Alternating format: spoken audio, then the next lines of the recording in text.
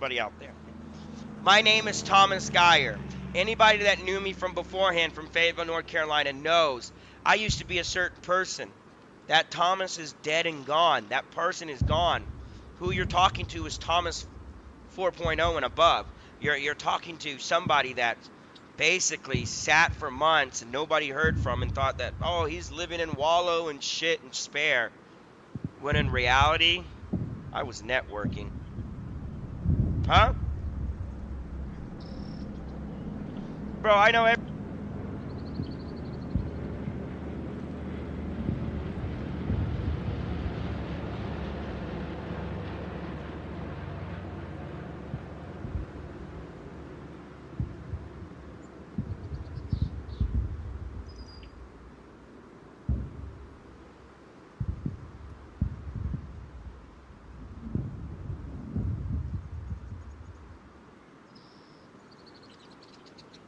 people in the Ville know you, Hall, bro. You're my bro. Some people know me, especially when they hear you talk. Oh shit. Go back to that. I want that on, but I want that on. Okay. Okay, I need my YouTube up so I can see my YouTube chat. I'm a believer. I don't even have one guy that used to come in my stream. His name was Andrew Rye. He's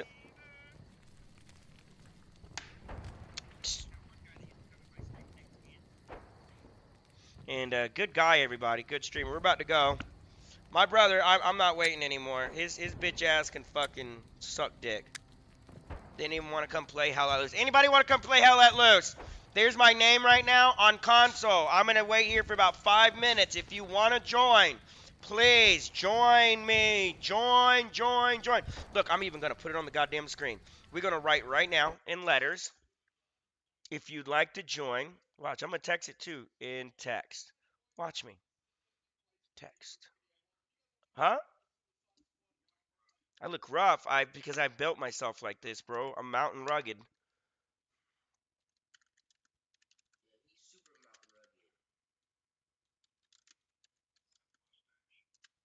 I got a beard, bro. Well, I shaved it all off. I had a beard.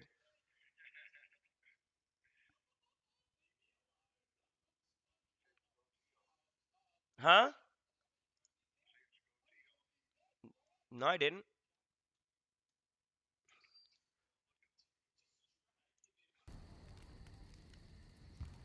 It doesn't look that long. Well, bro. Oh God. Hold on a minute.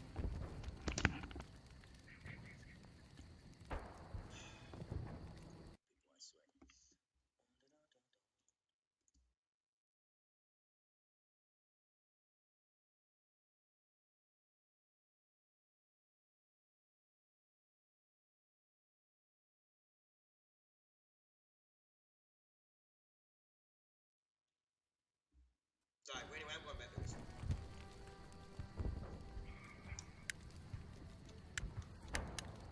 Anyway, I have long ass hair, homie. Okay.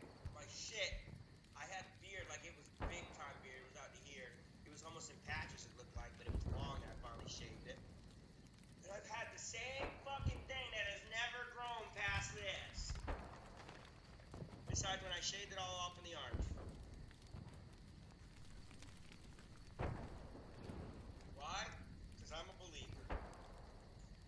If y'all are wondering why hasn't he moved yet in the game, well, this is why. But I'm just waiting on I'm waiting on anybody that wants to join. So you want to join me? Ask away, join away. Let's do it. I am not waiting on Randy Bovan. Fucking Randy, I swear. One person I miss gaming the most with is my bro Dustin McGee. That's one person who I miss the most gaming with. I miss my bro a lot, but he's doing his thing, but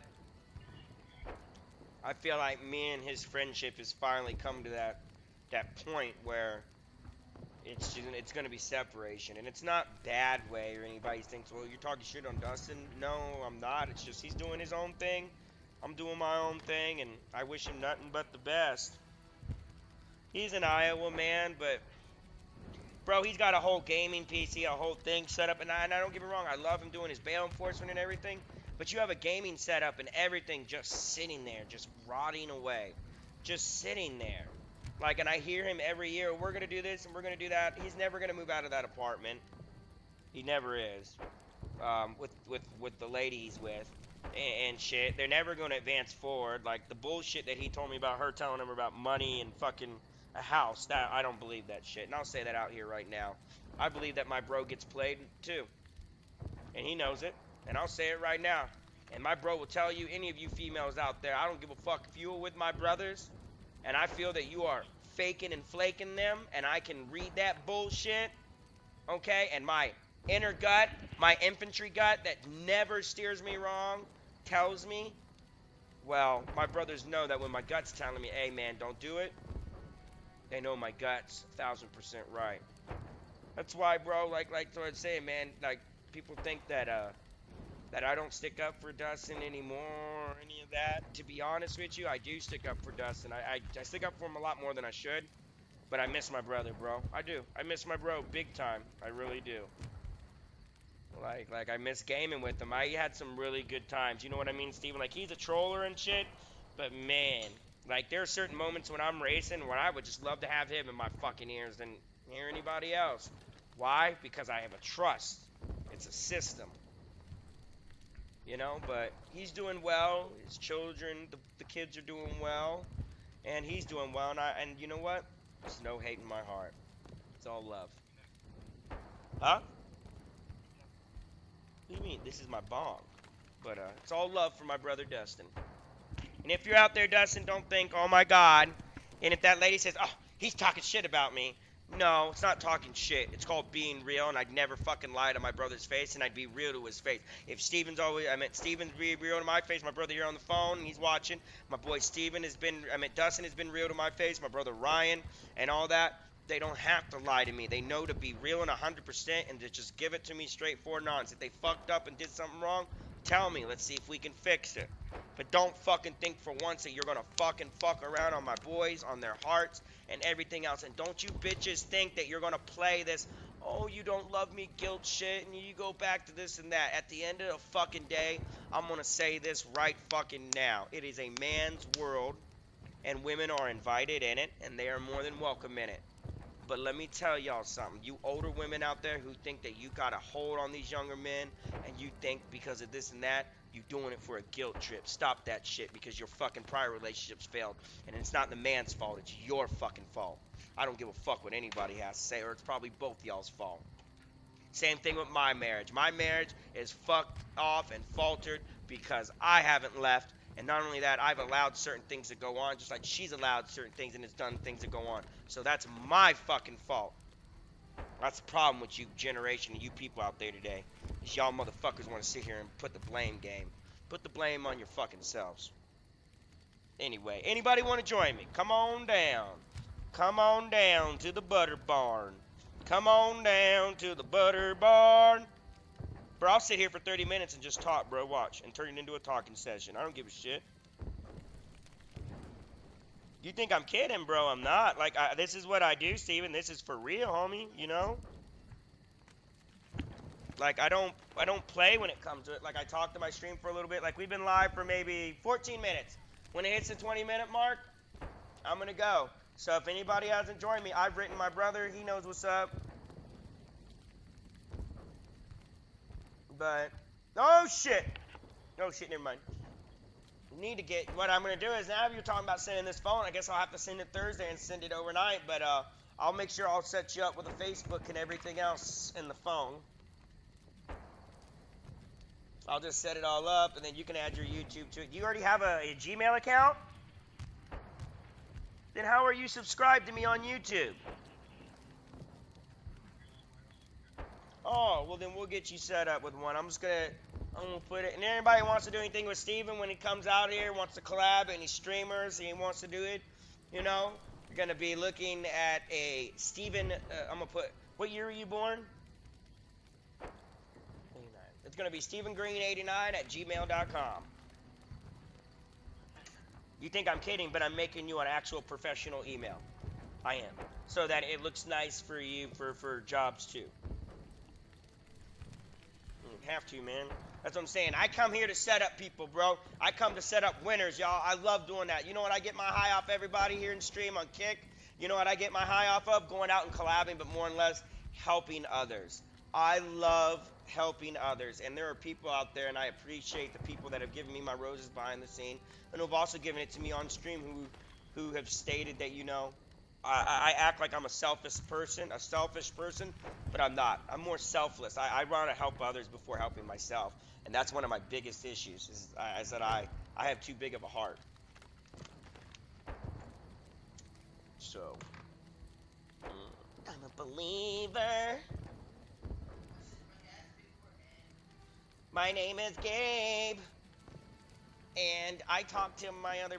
Anyway, hey guys out there, I want y'all to talk to my teenage son. Tell my teenage son how we as men don't go around talking to other dudes about our dick size, hard and unhard, and fucking talking about, hey dude, you were in jail, and while you were in jail, I was clapping your cheeks.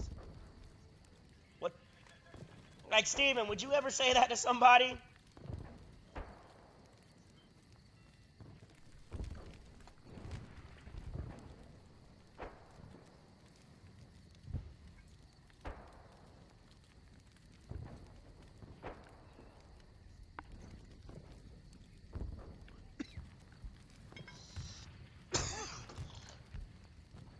Did you call me last night?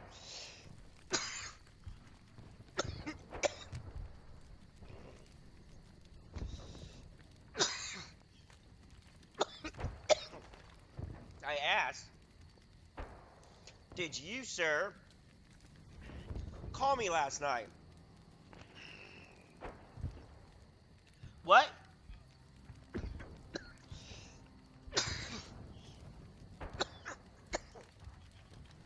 What time did we start talk last night? I swore I had a conversation with you yesterday. Oh, well. Dude, I was so baked out of my mind.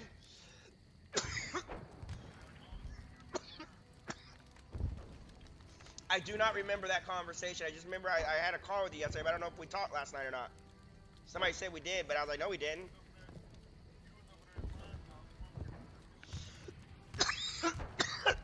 No, you called me when I got home last night.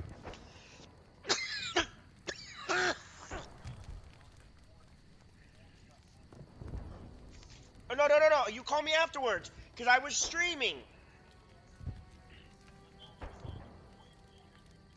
Yeah, you called. That's what I'm saying. After Ryan's, bro, I came home and talked to you. I don't remember. I only remember bits and pieces of that conversation. Like I had to go back, bro, and watch. I don't remember the phone call. Yeah, like I don't remember the phone call at all. You know what? I don't even want a game. I don't even want to do this, guys. I'm just being dead honest with y'all. I don't even want a fucking game.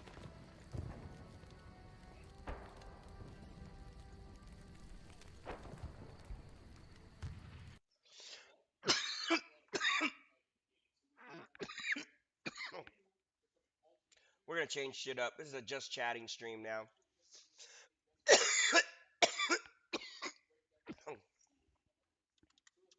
Cause I just don't want to do any hell let loose. Not right now, guys.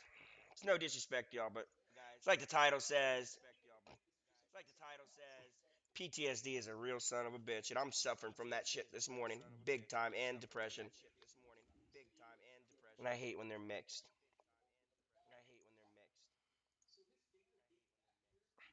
And it's gonna be having some nasty talk in it, so I've gone to 18 plus.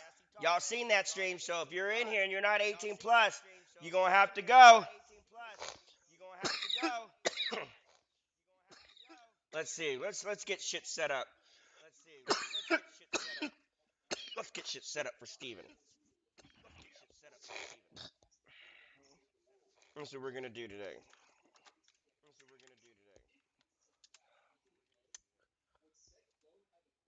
We're gonna get you set up today. Oh, you're looking at my email? Yeah, look at that. It's just all kick.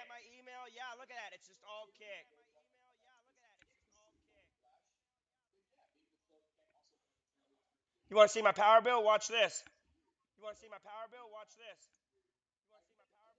Watch this. Hmm. Interesting. It says that I've already used $65, and my bill is gonna be another $300 fucking dollars. Nah, bro. It's what?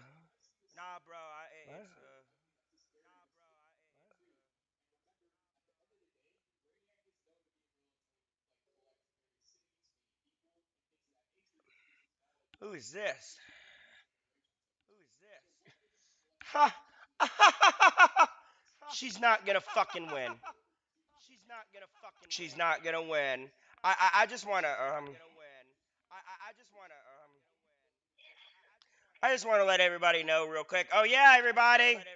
Just so you know, it says request tickets, but I'll be at the Kelly and Mark Las Vegas show with Lionel Richie and them this Tuesday.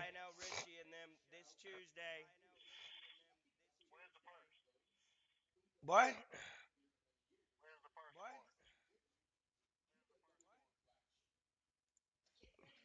All right, let's look right now. 1st of March is on next Friday.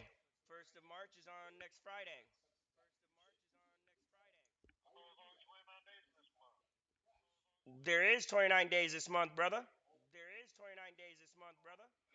It's a leap year.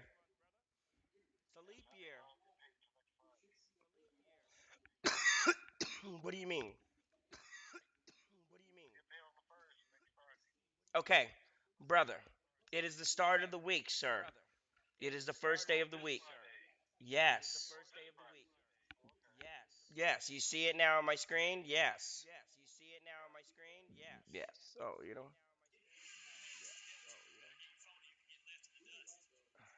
There we go. Better now. Yeah, I know. You see that? I'm pretty sure you're gonna be like, bro, why does all your shit say the president, the president, the president, the president? Because I have his goddamn schedule. That's all I'm gonna tell everybody. That's it. You don't need to know nothing else. Can't say anything else. It's things I do. See, he's been in LA, President's Day. Watch. President receives the presidential daily briefing, 7 a.m. So that would be 7 a.m.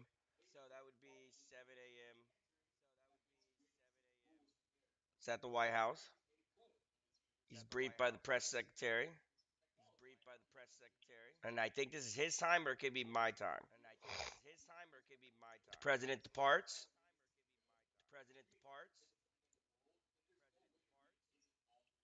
The president arrives. Oh, I've got his schedule. I had Trump's schedule down to a T. I knew whenever he was moving, and he had his live. It was updated constantly. Moving. Trump's was bigger than this. The President of the United States, Donald Trump, would always get up. He would always get up at about 8 o'clock, 8:30. He'd be in the office by 9:30. Um, so he would know he would receive the first presidential briefing at 9:30 in the morning. Swear to God, that's how it works. And then after, huh?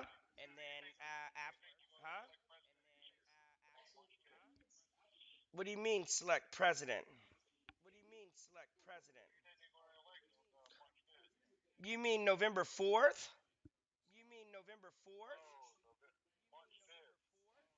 There's nothing going on March 5th, brother.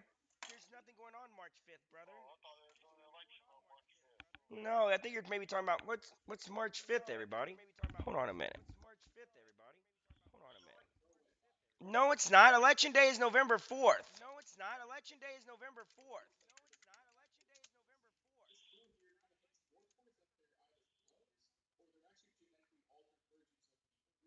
Yeah, no, Tuesday, December 5th, 2024. Let me see what you're talking about. Election March 5th. Hmm. Wait a minute. Yes, he's leading with the maybe it's the Republican. I don't know, but it's this. But you said who do I think is gonna win the presidency? Donald J. Trump, because the people know what's up. The people know the truth. Not only that, bro, they're tired of how shit's going on. Everything's gone up. Everything was going down and everything was normal under Trump. People can argue that all they want. They can argue, well, he broke the tax code. He did this. Let me tell y'all something. Listen to his, go back to his speeches in 2016 when he was debating that dumbass Hillary Clinton and shit. And go look at that, everybody. Okay. And he'll tell you how he did it. He said, and I quote, he stated basically, if you want me to defeat you, or if you want that me to pay taxes and how they're done, then change the tax code. It was your U.S. politicians, basically congressmen and senators, and women, that changed the tax code for this thing. How do you think they are such got so much millions of dollars and they're making $100 some odd thousand plus salary? Think about it, guys. It's the tax codes that they wrote. They want to complain about it, but see, here's the thing: we change the tax code fully. Guess what happens? All those senators and politicians, basically all politicians are going to be, I ain't got the money, blah blah blah blah blah. You know what I'm saying? He's Food prices went high because of COVID. What happened during COVID? When COVID and everything happened, they tried to stop the world economy in a sense to try to crash it. And in a sense, it worked, and in a sense, it didn't. It's all about control. Whoever controls the media controls the mind. Whoever does certain things, bro, it's all about political grab power, bro. They don't care about me. They don't care about you, bro. Welcome to the system. Everyone's a victim. Doesn't matter if you're purple, black, white, brown, small or tall. It doesn't discriminate. The system. They work for the system. That's all it is. Like I tell everybody, if you really go back and study your history and study how government works, the people had shackles on the government. The government had shackles on it, bro. The states ran the states. The states don't run the states now. You got people up in White House and shit. Go back and look Obama, and it's true. It's true. I didn't think it was. I thought it was bullshit. So I did my full research. I do research now. Some things like Trump says is fucking. They're south. The South can be, and I'm a Trump supporter, and he says some really dumb shit. And some things I don't agree with what he says, but I feel like some people are pressured to say that he said things. But like I said, I want to. I've seen the guy 10 times in person. I've seen him like way up close, afar. Even when he was president, like he draws a crowd. I'm not lying. There's no lie to that. Them saying that that's a lie, it's no lie. I live here in Vegas, and the dude, I walked to the convention center, okay, guys, from downtown, and that dude had fucking. It was just.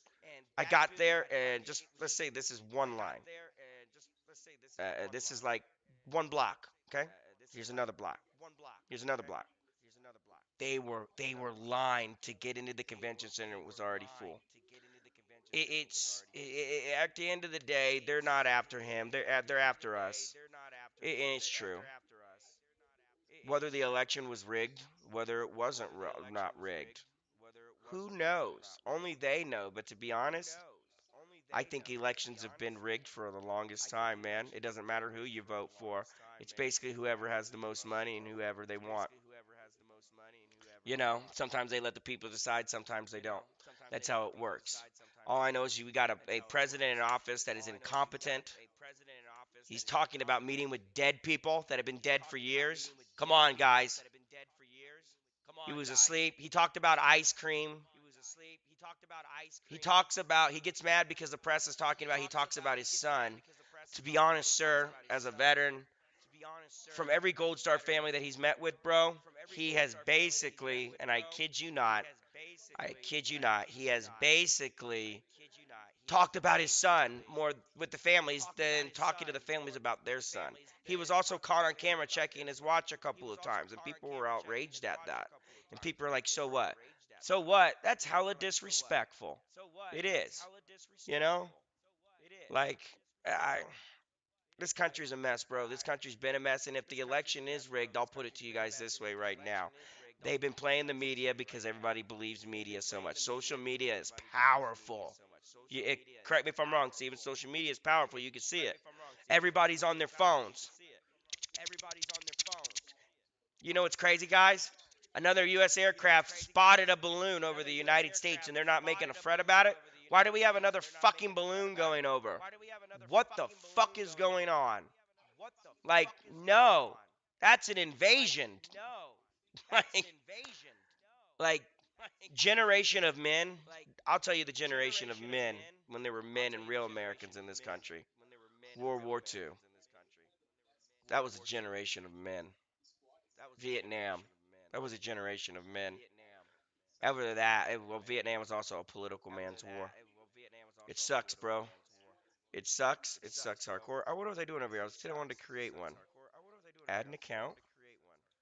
We're gonna create an account.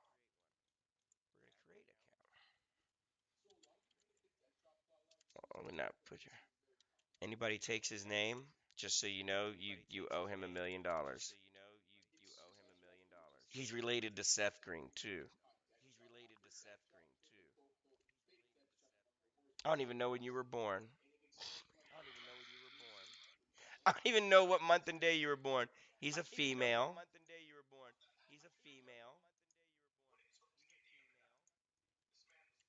12/14. It already did that.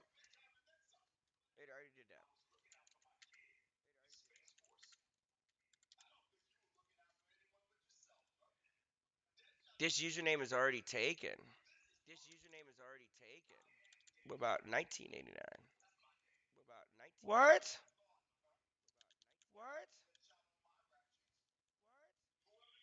What about Stephen Green? Damn. 89, 89. There you go.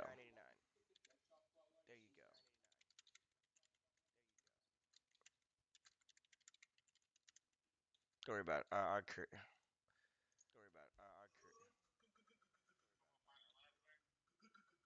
Yeah, yeah, yeah, yeah. I got it. The address, add a recovery email. Yeah, you can do this one. Or no, no, no. Huh? What? Yes, no shit. I know how to fucking spell your name.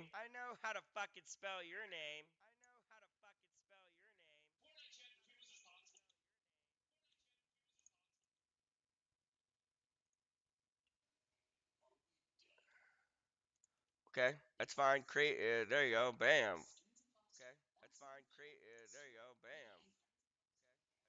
What color you like, buddy? We'll give you a blue color for now.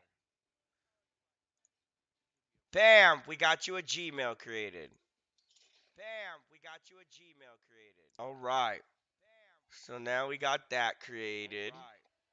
Okay. Let me get the fuck out of here. All right. Now you got that. So now you can create. What up, Dr. B? I got Echo. What do you mean I got Echo?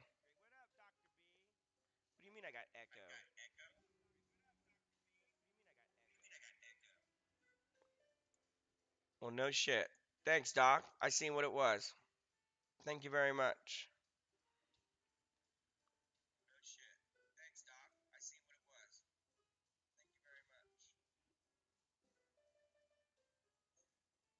That's me on the phone. So hold on. Let me mute my mic and let me see what's going on.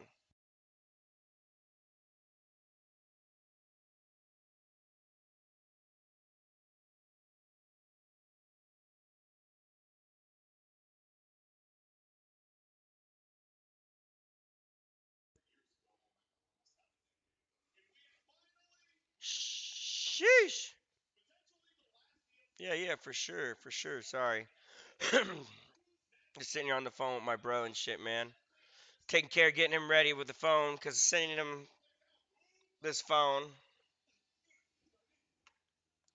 So I'll get the screen replaced before I send it off. Well, it's just what do you call that thing on the front, guys, that protects the screen?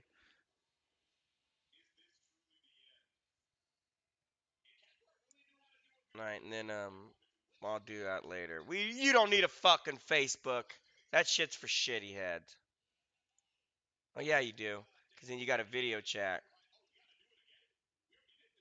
Screen protector, yeah, screen protector. There we go.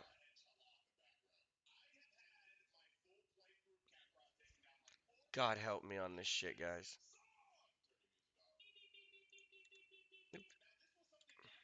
Yeah, I'm not streaming on Twitch. I don't want to. What the hell is going on here? Is my look at this? Is Joel sleeping? Oh God.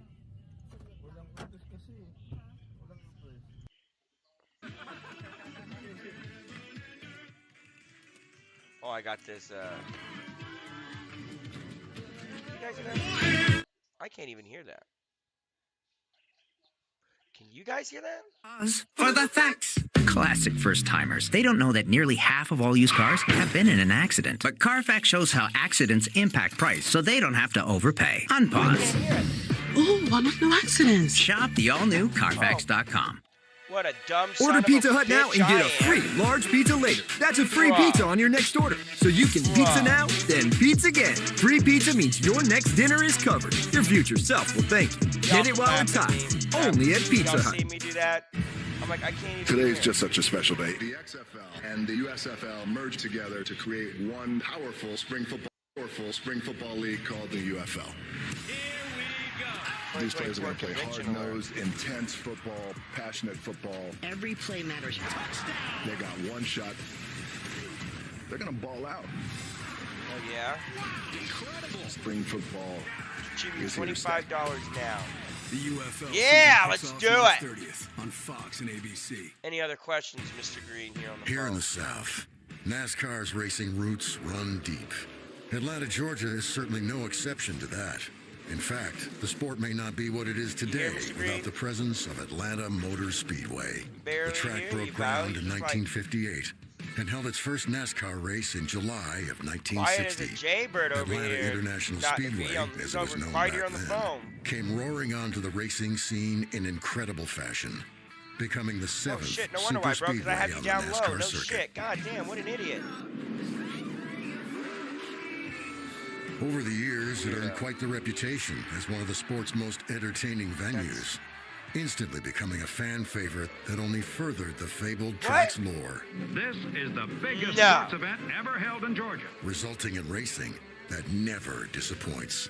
As time moves on, there is no short list of memories Stephen that will Booty. fade away What? from the track's rich and iconic history. This is Atlanta. So this guy doesn't want to take a bus, y'all.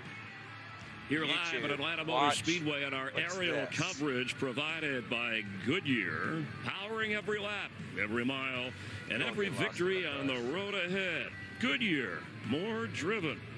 Sun is shining, ready to race 400 miles at speeds of 185 miles per hour. And he's always going fast. Our Michael Walker for What the green fuck? light.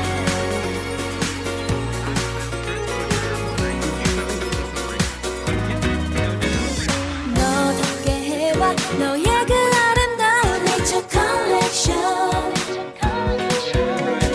너답게 해봐 자연스러운 그대 What is wrong with you, Dr. B? I got it. Did you see that conveyor belt where the kids were riding up? I looked like Buddy the Elf. I got on that to That's get to what the this top guy of the likes mountain to where I do. went.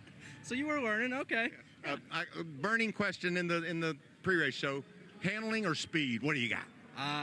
We're going for handling. Speed's here with us, though. Have fun. Ryan Blaney, I'm going to say something. I just want to hear what it feels like to hear this. Hi, champ. Hey, Let's Michael, see. how Oh, are you? no, no, I'm no, good, no, no, champ. no, no, no, no, no, no, no. How about Other that? way, other Daytona, way around. but you're the I'm big sorry deal. How's the about offseason that. been? And I want to get one more question real quick.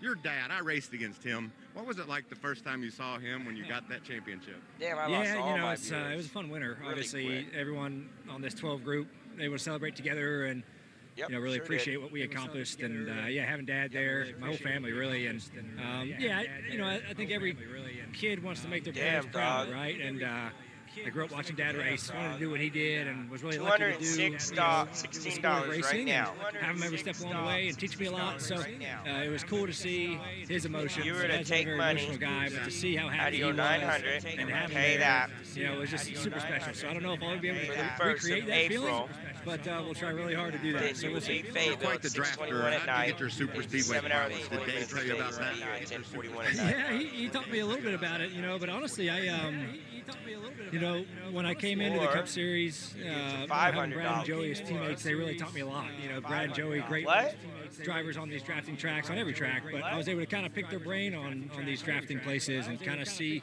how they set everything up and their mindset, and sitting in the meetings like really helped me out as a young driver. Afternoon, well, bro, those two guys taught me a this ton. right now I've is been able to booking.com. This is leech off flights of a right little bit now. of their knowledge and apply it. The other and, flights that hopefully you're we can wanting apply in the it today and afternoon have are a good run. $400+.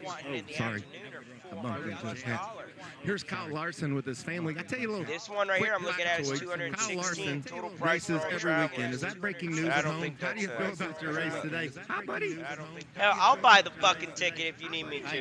Hell, I'll buy the fucking ticket if you need me to. Every day, actually. Not just every weekend. Twice a day. I raced twice yesterday. Hi, how you doing? What's your name? Audrey. Audrey, I knew that already. How you been? Good. Do you have an Have you been ID that's racing valid? No. Okay. Well, how do you feel about today? You got handling or speed? I don't know. All we've done is qualified, Let's so see- I let's hope see we what my have credit handling card and does all of speed. a I think sudden that's the by goal. accident. So we'll see. Try and keep it up front. All right, it's going to be fun to watch. I want to may tell you or a may little not have things. factoid. You never know The what I last got. time the first two spots were You never know how occupied I by the make same two acquire drivers in the things. first two races, 1981. How about that? One person I'm going to go item, one trackside for carry-on ceremonies. We're getting ready to get this party Flight kicked fares, off. It's going to be a great day in taxes Georgia. and fees, The so sun it's is shining, and I total. cannot wait Oh. to see the green flag. Ladies and gentlemen, at this time, we ask that you please rise as you are able and remove your I'm gonna hats ask as somebody the to borrow Dawson County High 200 School Junior ROTC Color Guard real quick. presents our nation's colors. That's why I say I got Here a to credit offer card. today's invocation, please welcome from Restoration Church in Bethlehem, Georgia, Pastor Ben Warwick. But I want to see where you were going anyway. Let's pray. So Dear you Heavenly have Father, a Lord, we 1 thank hour you and first and 3 minute foremost layover for in the Charlotte. sacrifice of your Son, Jesus. And Lord, we thank you for your 8:40 goodness and grace. Okay. Let it be a competitive race today, a safe race. Cover every go back to driver, this. every fan, and every crew member. And Lord, be with the officials and let them know it ain't rubbing, it's just racing. And last but It not ain't least, rubbing, Lord, it's I just pray you bless racing. every first Amen. responder. God bless our troops. God bless NASCAR. And God bless the United States of America. And go Dogs. God bless America. Hell yeah. Here to perform our national anthem, please welcome two-time Georgia Country Female Artist of the Year, Mary Kate Farmer. Damn. Mary Kate Farmer. Oh, say, can you see by the dawn's early light what so proudly we hailed at the twilight's last gleaming, whose broad stripes and bright stars through the perilous fight o'er the ramparts we watched were so gallantly streaming, and the rocket's red glare, the bombs bursting in air, gave proof through the night that our flag was still there. Oh, say does that star-spangled banner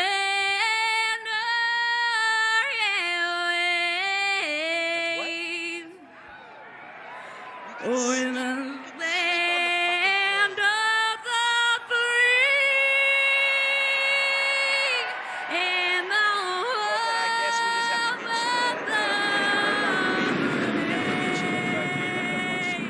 How you doing though?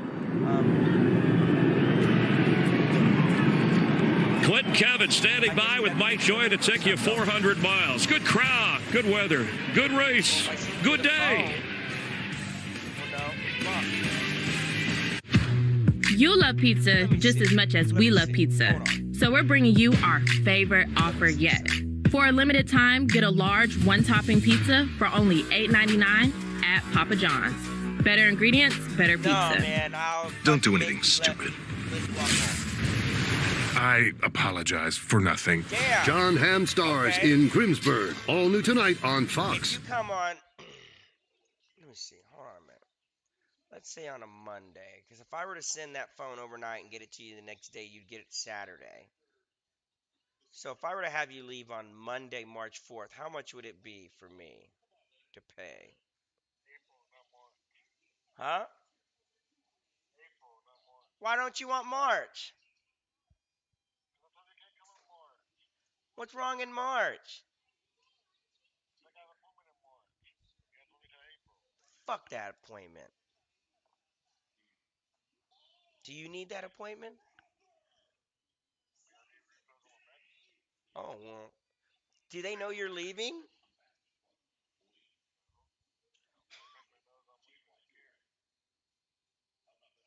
Oh my God, Steven. You didn't tell your doctors you're...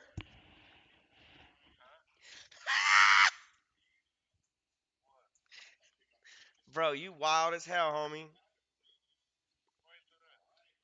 Because you say you're not going to tell your doctors.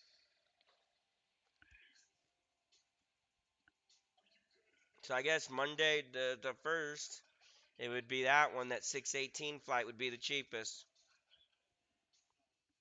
6:18 p.m. Now it's saying you'll get here 3 minutes earlier now.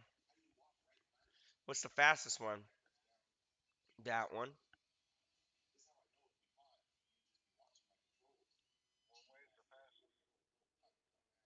No, you're going to have a layover. If you went to RDU, watch.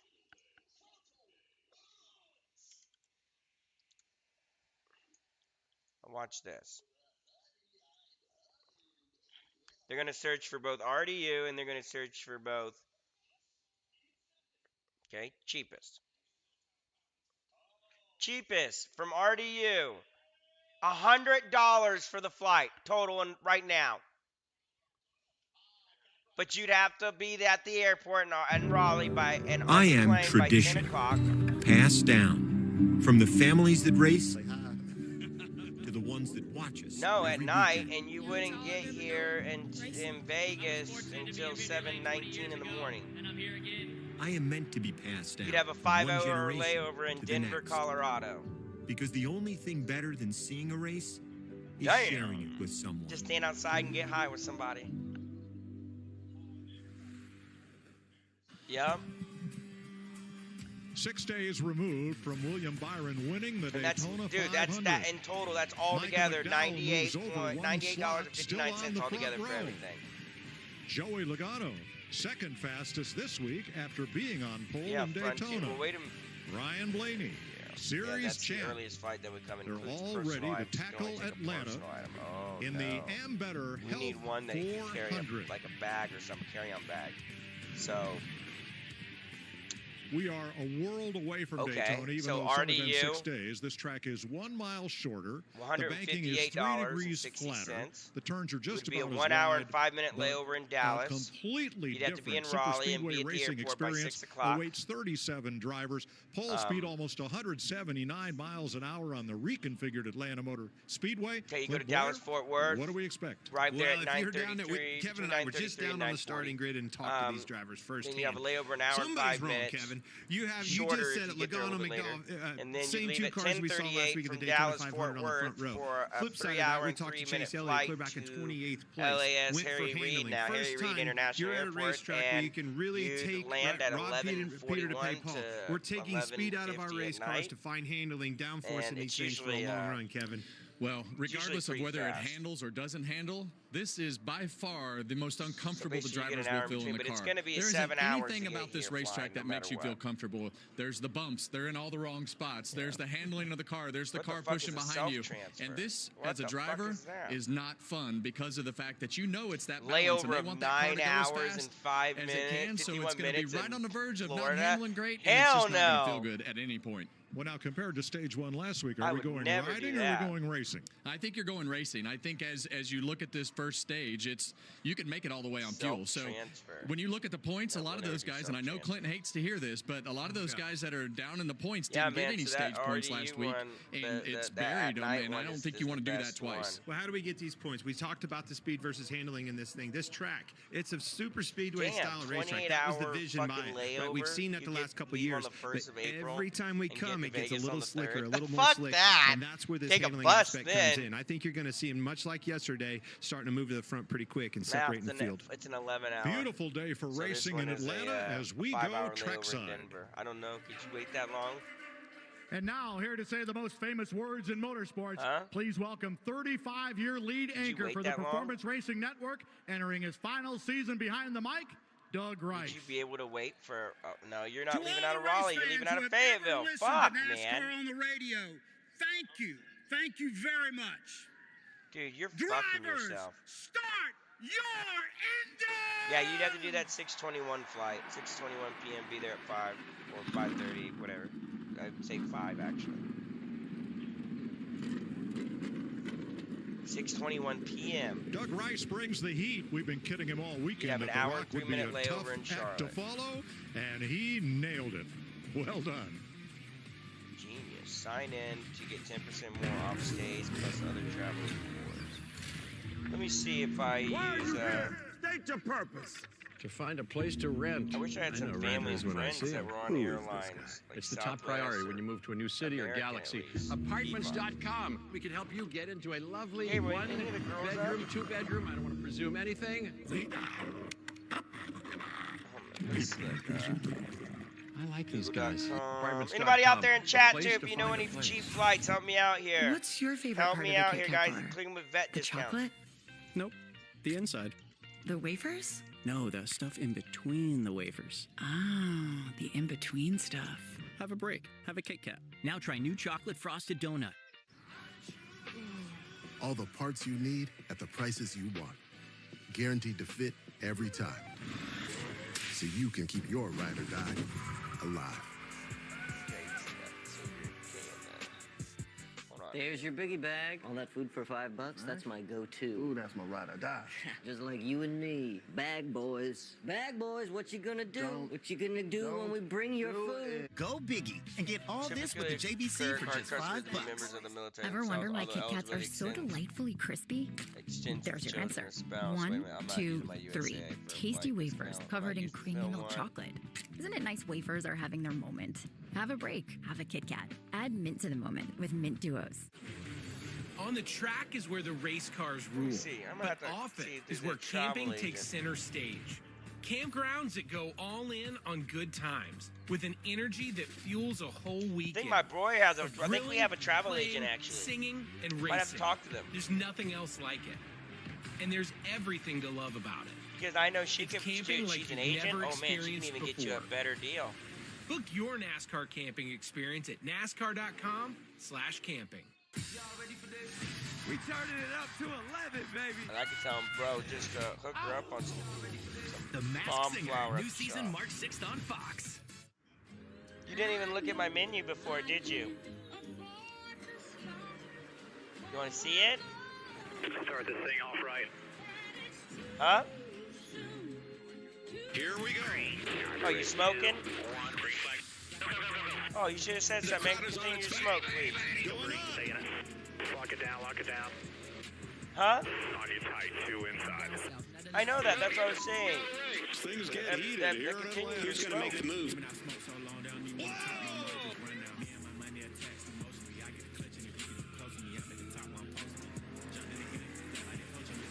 Here they come to the line.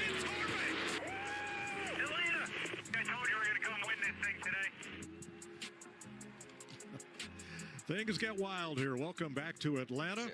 Let's have a look at the starting grid, sponsored by Am Better Health.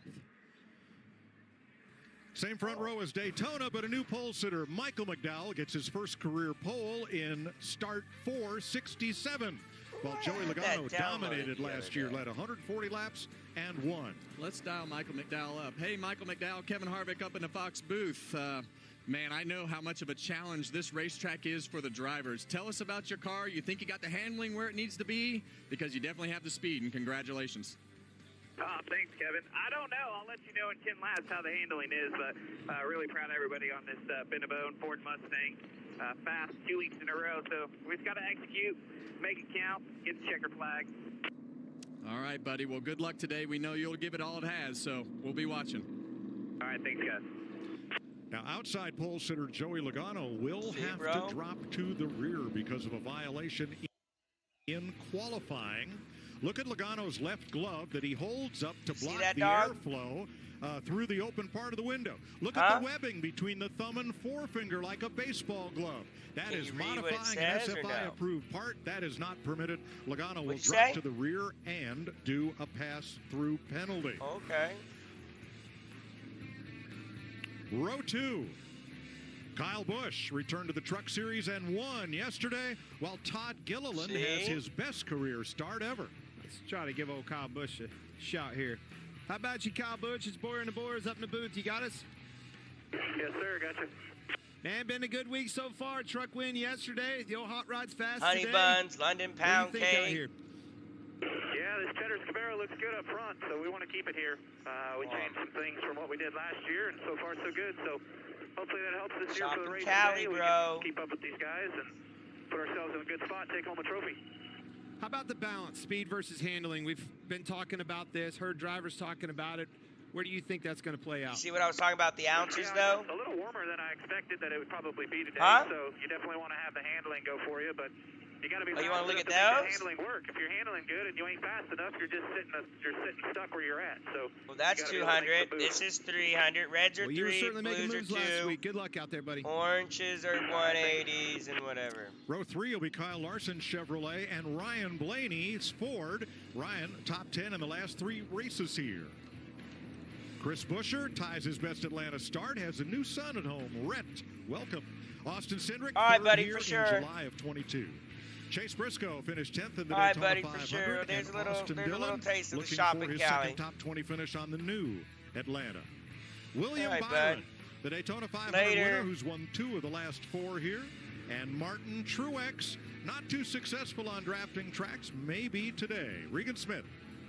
Well, Mike, William Byron was already a star in NASCAR prior to last week, but after winning the Daytona 500 last week, now the word star is lit up in bright lights all around him. And with that win in the Great American Race came a busy week ahead. He had to go to New York and do media. He came back to celebrate with the team at Hendrick Motorsports, and then he finally got to celebrate with his team, the 24 bunch, later on Thursday. With that busyness, William knows that there is potentially a Daytona 500 hangover that can come from this, but Rudy Fugo, his crew chief, told me they worked hard this week to make sure that that would not be the case. They want to come here and go 2 in a row at Atlanta. Starting 13th, the guy who has a lot of success on these style of racetracks, Denny Hamlin. And starting 14th, Josh Berry, who finished 18th here last spring. How about row 8? Number 10, Noah Gregson starting 15th. Vegas boy finished 9th in the 500. Eddie McGoodwin looking for some more. Harrison Burton on his outside at 21. Got beat up last week, needing a better run today. Row 9, Alex Bowman was a foot away from winning the 500 on Monday, and Bubba Wallace finished 5th in the 500. Tyler Reddick was 5th in this race last year, and Ryan Preece, that's row 10. Starting 21st is Ross Chastain, who's finished 2nd here twice, and Christopher Bell finished 3rd in this race last year. Daniel Suarez was the runner-up here last July, and Brad Keselowski was runner-up here last March. Ty Gibbs finished 9th here last year. Daniel Hemrick, this is his first Cup race on the new Atlanta. Row 14, Ricky Stenhouse, top 10 here last July, and Chase Elliott, who won here last July. Jamie Little. Well, Georgia's favorite son, Chase Elliott, has his work cut out for him. They had already qualified mid-pack. They had that penalty. They'll have to start in the rear. But I talked to Alan Gustafson, his crew chief. He said despite all that, he is optimistic. He said we didn't focus on qualifying. We focused on drivability of this race car. We feel like we're going to be able to drop to the bottom and make those runs. They're going to have to do that if he wants to drive to the front and win at his home track for the second time. Mike? Thanks, Jamie. Now, Chase Elliott's team changed an engine sensor this morning.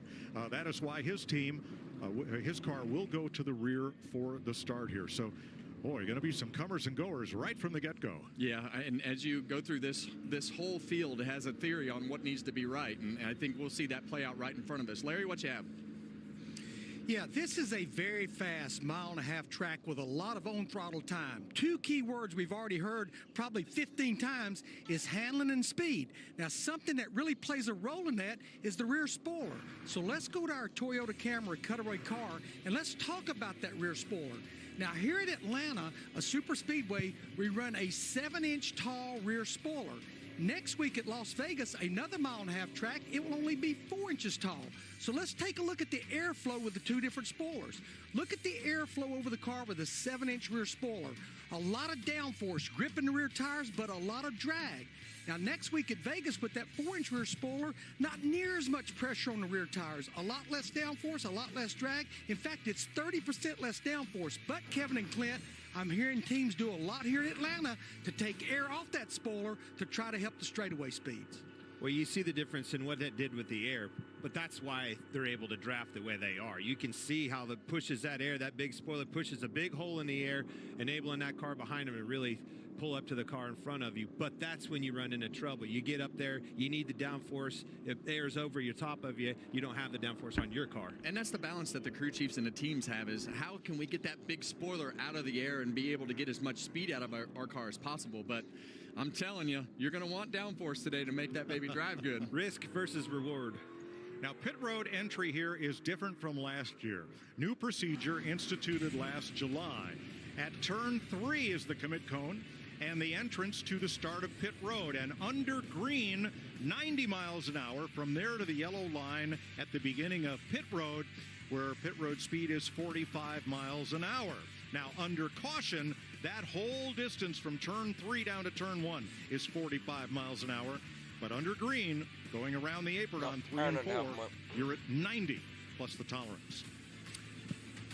That's getting to pit road. Now you get to pit road and all heck breaks loose here, Kevin. A lot of things going on, different strategies and everything else. Tight pit boxes make it hard for these cars to get in. Yeah, and those tight pit boxes make it tough because the cars become so hard to turn. They're really lazy to turn at slow speed, and we see everybody trying to get as much as they can, and there's just been a lot of contact. So with the small pit boxes and the cars not turning well, it could result in chaos. I'm going to go back to the pit road speed you talked about. Mike, you just told us 90 mile an hour coming in and then down to 45. That means gear changes, Kevin.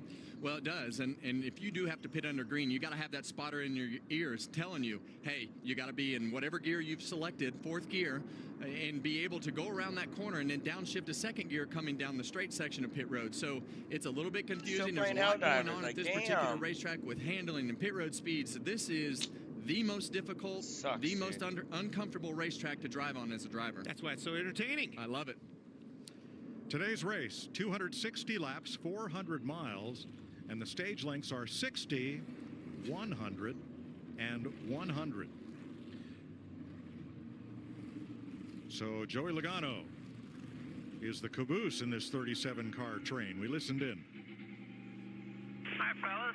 Got our work cut out for us today, but that's all right. We got the team to do it. We'll keep fighting hard throughout it. Take every opportunity we can to get back on the lead lap. Make sure we're there at the end to try to win this thing. We know we got a fast car, so we'll keep our head in it.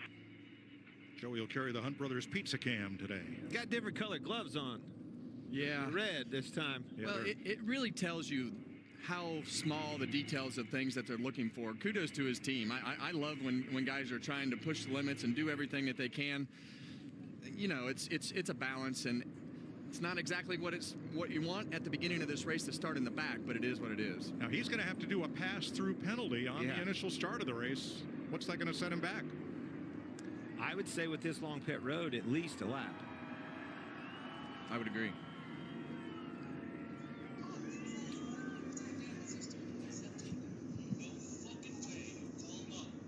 Mike, this is going to be interesting.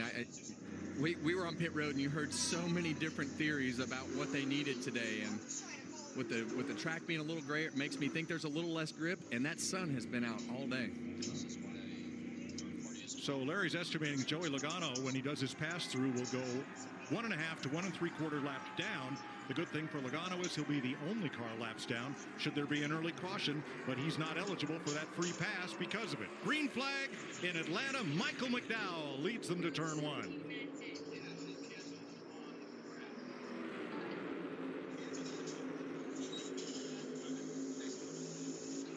It's the Kyle and Kyle show on the inside. Big run coming on the outside. Todd Gilliland pushing McDowell. Already Busch up for a block.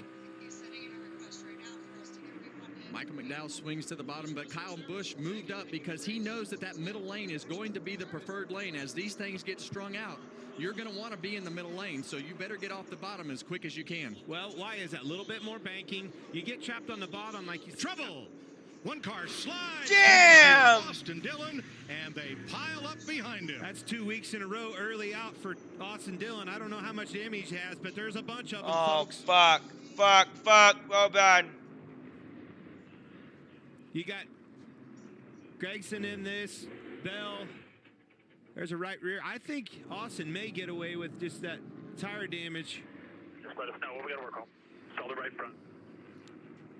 Yeah, and Clint, as we go back and look at this, you're going to see them all stack up really, really bad in the middle of the straightaway, but there is a ton of cars that have damage. All the drivers that had trouble in qualifying are caught up in this. Always the risk, right? You know, you start at the back of these fields and you put yourself in harm's way, but man, that is not what a lot of these guys wanted to see early. This is a big wreck.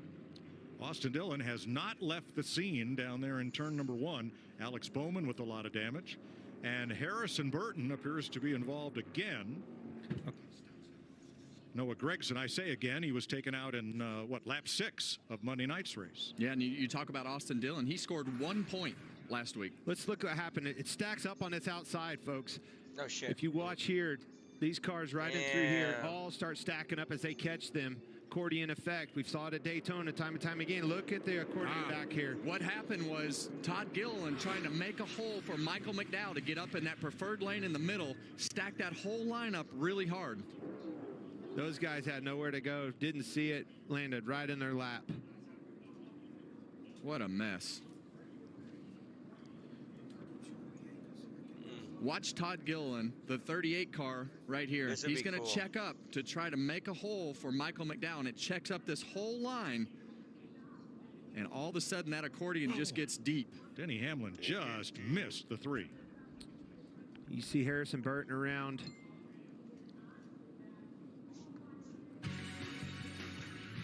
We're under caution. Just 2 laps into the Ambetter Health 400 in Atlanta.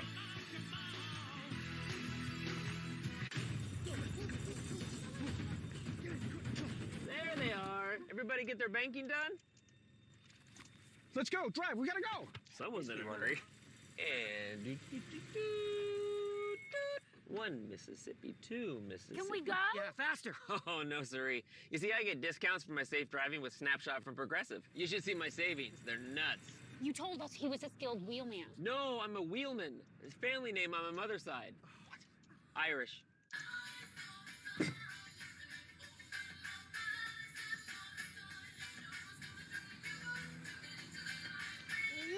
Miller Lite has more taste and only 1 more calorie than Michelob Ultra. Just having a whatever day. Your bathroom needs Febreze small spaces. The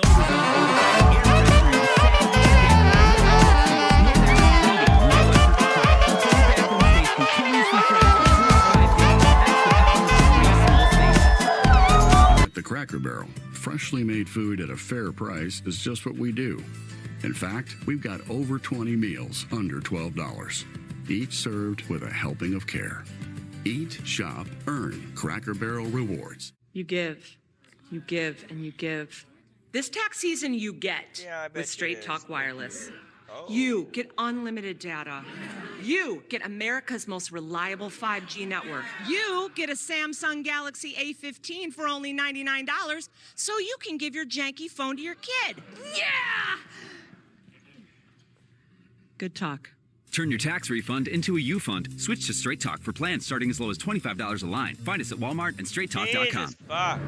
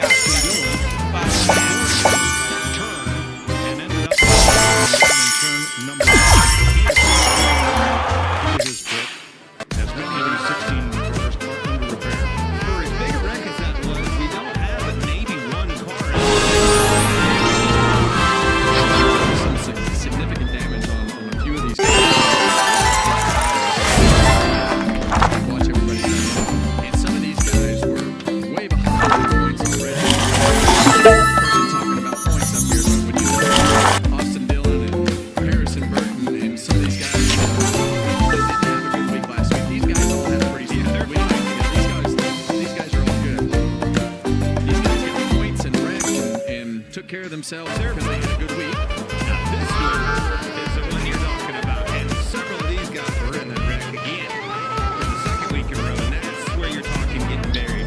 Yeah, and Tyler Reddick was the one that we noticed the most that's still sitting on pit lane and having trouble with his car from the damage from the wreck. So it just stacks up, and having 2 super speedway races in a row like this is the fear of starting in the back with a slow car, having a bad week at Daytona. And we haven't seen this before with 2 super speedways in a row. The magnitude of mess that you can be in after 2 races is going to haunt some of these guys. It takes till late summer to get caught up in this, if you ever do. Man. 16 cars involved in this pileup. Turn 1, lap 2. Toyota Racing is looking for iron stomachs that can stand the pressure.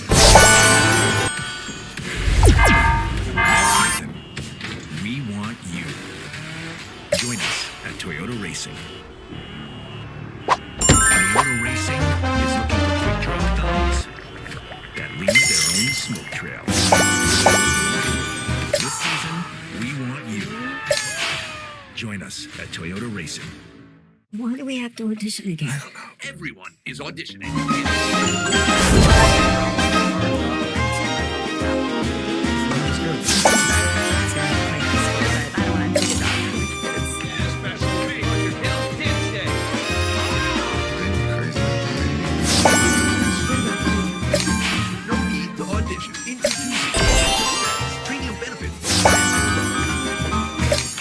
What's happening? T-Mobile into status. There's your biggie bag. All that food for $5, that's my go-to. Ooh, that's my ride or die. Just like you and me. Bag boys. Bag boys, what you gonna do? What you gonna do when we bring your food? Go biggie and get all this with the JBC for just $5. I love your dress. Oh, thanks. I splurged a little because Liberty Mutual customized my car insurance and I saved hundreds. That's great. I know, right? I've been telling everyone. Did you hear that? I just said her first word. Can you say mama? Liberty. Can you say auntie? Liberty. How many people did you tell? Only pay for what you need. Liberty. The Bush Guide, cold and smooth survival skills. Hello? Should you become stranded, be ready to signal rescuers.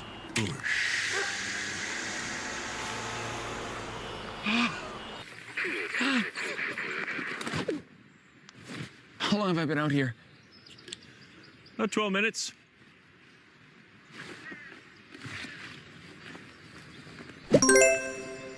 head for the mountains.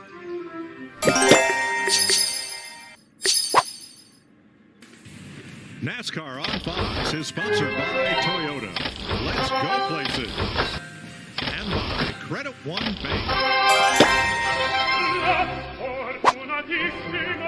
Now, Joey Logano on lap number 1 had to come down pit road after taking the green flag and do a run down pit road at pit road speed before serving his penalty for qualifying yesterday.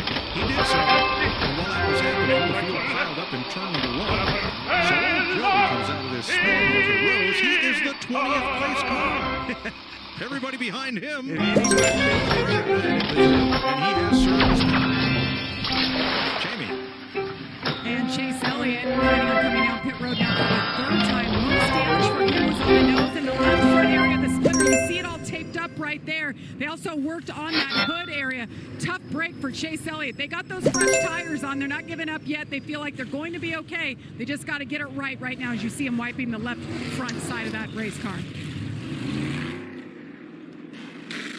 About a dozen cars pitting here. Now, Alex Bowman's car came in on the hook on the wrecker, and the wrecker stopped on pit road to not impede cars that were coming out from the pit stall. It took a long time to get his car into the stall when they can work on it. I would imagine that NASCAR will adjust the damaged vehicle policy clock to account for the time that the wrecker was stationary, but we'll have to wait and see if they can get that car repaired. Yeah, I see the hood flap and the crew members right there. That'll be a big issue. You see Noah Gregson's car tore off. The left side's got scrapes and battered up on the left rear there. So just a lot of hidden damage that we can't really pick out in the replay. Right, Kevin, obviously stacking up. That seemed almost too easy. That line really stacked up fast and caused a lot of trouble very fast. Well, we've got that quad oval here, so the cars are being turned a little bit down the straightaway, so they're already light on their feet right there. And as I talked in the beginning of the broadcast, this is the place where the cars are the lightest. You always feel like you're up on top of the racetrack, you're going over bumps, and everything just happens really fast here. So as a driver, you're not comfortable all day, and we see how easy it is to get those cars turned around. Josh Williams has taken his repairs complete on Chase Elliott and Noah Gregson. Only Alex Bowman still sits on pit road.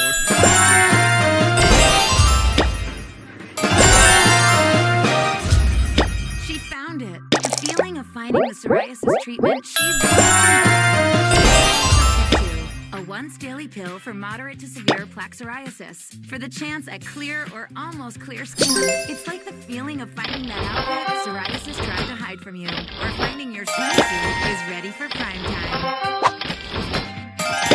Dad, once daily Sotictu was proven better, getting more people clearer skin than the leading pill. Don't take if you're allergic to Sotictu. Serious reactions can occur. Sotictu can lower your ability to fight infections, including TB. Serious infections, cancers including lymphoma, muscle problems, and changes in certain labs have occurred. Tell your doctor if you have an infection, liver or kidney problems, high triglycerides, or had a vaccine or plan to.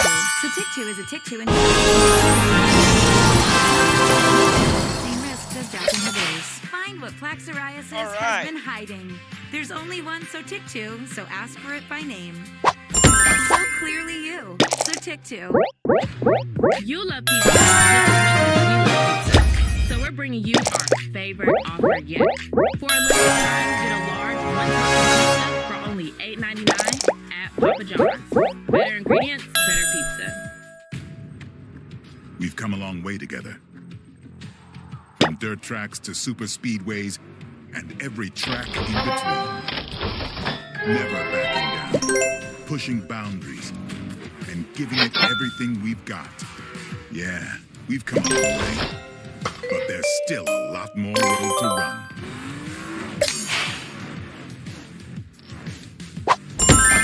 Goodyear, the official tire of NASCAR.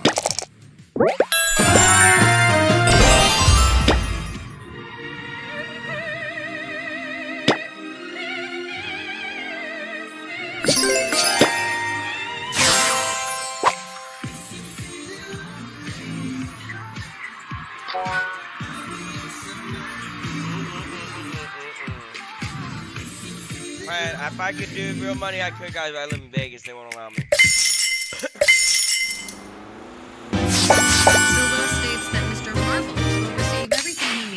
gratuity. Thank you so much for and you get some else. What? Shopping at a $30 e-gift card to February 25th at Chewy. Iowa's Caitlin Clark is already the all-time NCAA women's scoring leader. Can she break Pistol Pete's all-time NCAA record Sunday? It's a huge game against second-ranked Iowa State, and it tips off Sunday, 12:30 Eastern, leading right into our race from Las Vegas. A full day of action on Fox next Sunday. She sure is fun to watch. Can drain the three, can't she? A lot of taunting going on in the grandstands up there. I love it. What's racing without some trash talk? That's right. Well, folks, you just saw the biggest pileup in the history of Atlanta Motor Speedway. 16 cars involved. And it looks like all but Josh Williams are able to continue. And all those crashed cars have to go to tail end of the longest line. That's why it's a short line on the bottom. That's how few got to choose. We're back under green. Kyle Busch, Kyle Larson.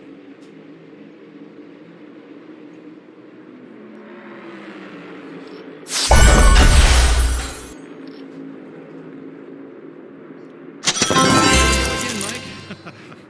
We see him pushing already. Middle groove, unless you can get clear. If Kyle Larson can get clear of Kyle Busch, it's a good move. He's clear. I think you're going to see him move right back up into position on that outside. Now can we get through turn one at speed? Kyle was very happy with his car. I talked to him last night. Said, I got a bad, fast hot rod. Got something for him today. You heard his interview in pre-race. That's a new Kyle Busch. You know, winning is a pretty good tonic. He won the truck race yesterday. Which Kyle are you talking about? They're both fat. I tell you what, it was the same winner in a pre-race in the 500. Both Kyles putting on a show so far, 2024. Chris Buescher right with them. What do you mean, no? Are you just lazy not to make anything, buddy? Well, now you see things start to settle in with the cars getting closer together and more evenly gapped. And you saw Kyle Busch work both of those lanes and decided to get up to the middle lane and do the blocking, trying to work both lanes from bottom to top until he just couldn't hold the outside off anymore. But typically, as we go at Atlanta, that bottom lane will have less cars in it, and that middle lane will form with the momentum, and it'll just start to get harder and harder every lap to make those passes on the bottom when they get spread out. Now the pack, three wide into the corner. Yep, he's done. Christopher Bell headed for the garage and out after damage from lap 2. Big move on Briscoe, going 3 wide. Can he make it stick? Going to need to get up soon. Here comes some help behind him with Buescher. That's so sad. I think the fight is on for this track position. You know, Kevin, I've heard all these drivers talk about speed versus handling, all that conversation. You know how they handle best? Out front. And this is a short stage, Clinton, and we see 60 laps in the stage. We've already run 15 laps, and a lot of those under caution. I think these guys are going to work their way towards the front. They all filled up with fuel. A lot of them filled up with fuel, and that second half of the field with a full tank. The issue as we run, as we see them 3 wide.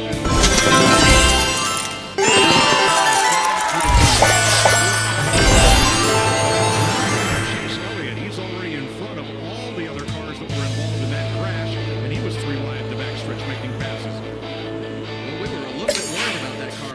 The left front of Chase Elliott's splitter looked like it was a little bit low, but he seems to be making his way towards the front. And that was according to plan, not obviously the crash, but the handle. And on Mercedes' car. See him spread out. As this track it's getting slicker and slicker. Then his handling is going to play a role.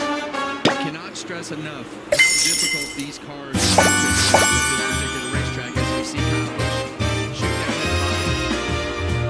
And it's clear. Kyle Larson easily clear. Yes. 3 wide again with Truex waiting.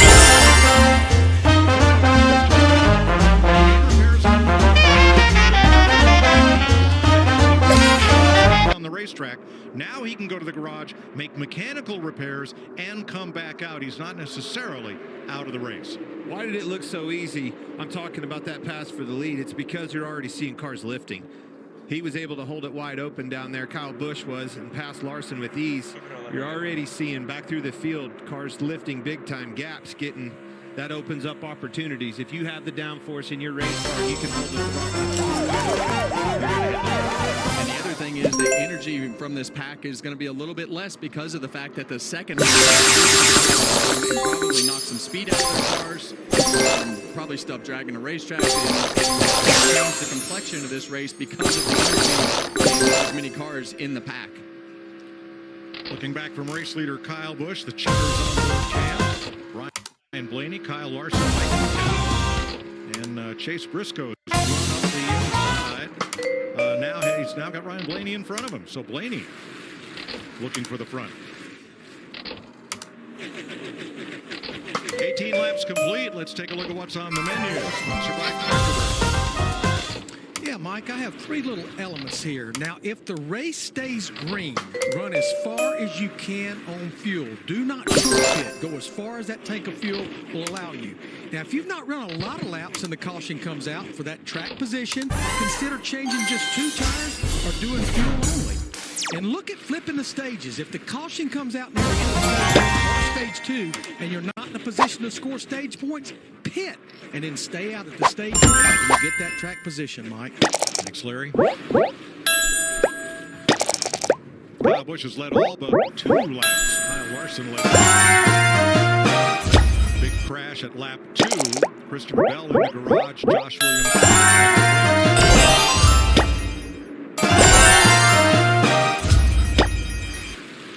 Larson to the front.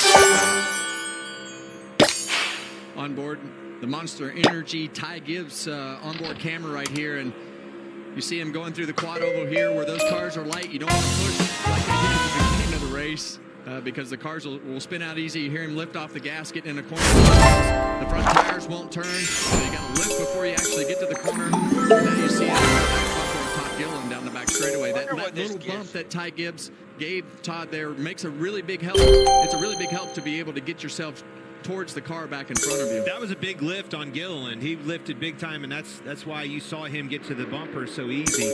Having to lift, front end took off. Clean and green now after a lap 2 pileup, the biggest in Atlanta Motor Speedway recorded history.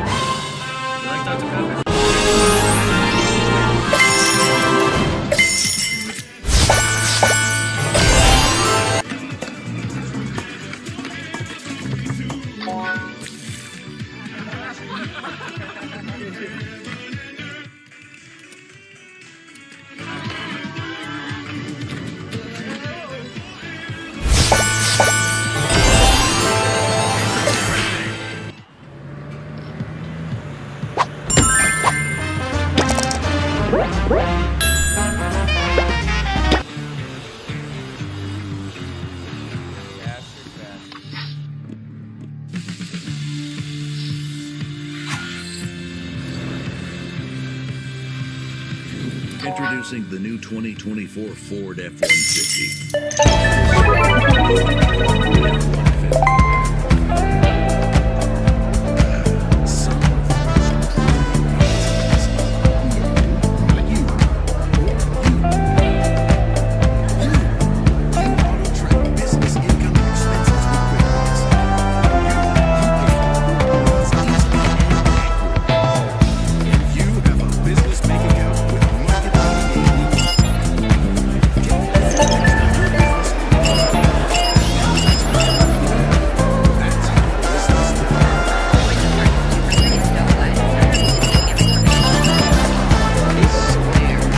Cheese biscuit and sausage biscuit.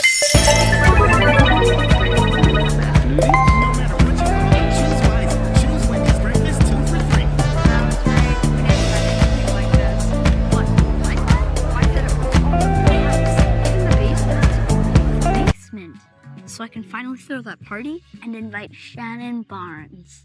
Dreams do come true. Xfinity gives you reliable Wi-Fi with wall-to-wall coverage on all your devices, even when everyone is online. I don't know what Maybe else we'll to even do, get y'all. married one day. I wonder what I'll be Just a doing. boring-ass Probably stream. still living here with Mom and Dad.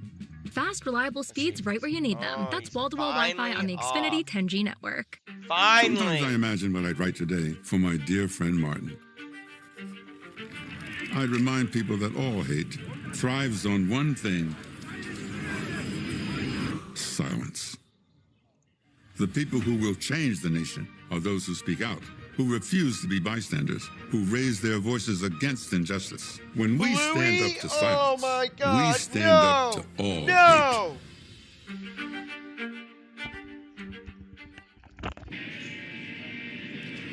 Welcome back to the Ambetter Health 400. Did I say clean and green? I spoke too soon. Lap 25, Chris Buescher, turn number 4. Well, this is just a lack of grip. And when you look at everything that happens right here, there's nothing that happens. He just flat out loses it. And you'll have that right front fender offset to the car in front of him, and he's already loose. And this corner is notorious for just losing grip like that. And with that right front fender staggered from the car in front of him, it just stepped out on him.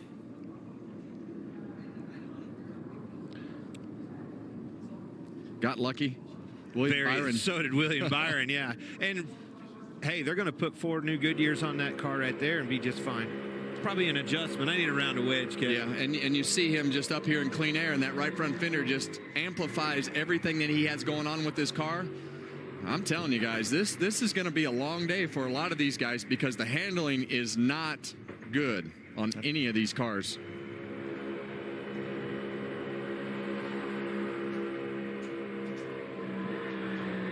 Wow. Yeah, and he was ready for a wreck right there, taking a shot. Nobody hit him. Yeah, you see him take his hands off the wheel. He knew he was out of steering wheel. It was all the way to the right, and you heard him working the throttle to try to keep the car down the banking so it didn't shoot back up the racetrack.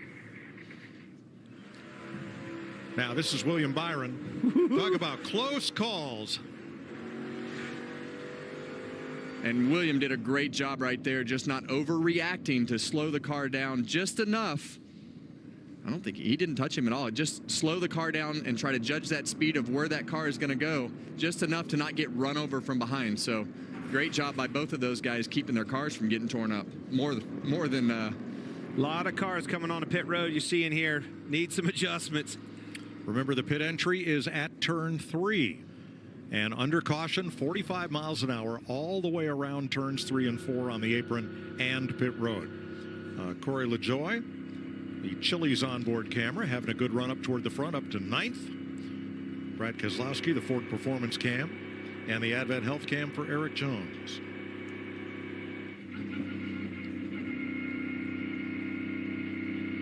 Joey Logano up to 16th before the caution flag.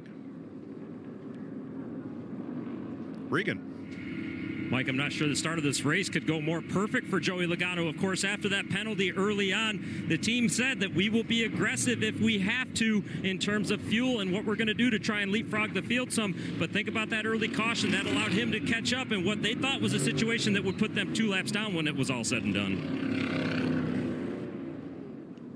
Free pass goes to Carson Hocevar. He was one of the cars caught up in that lap 2 accident, but he's as the first car 1 lap down.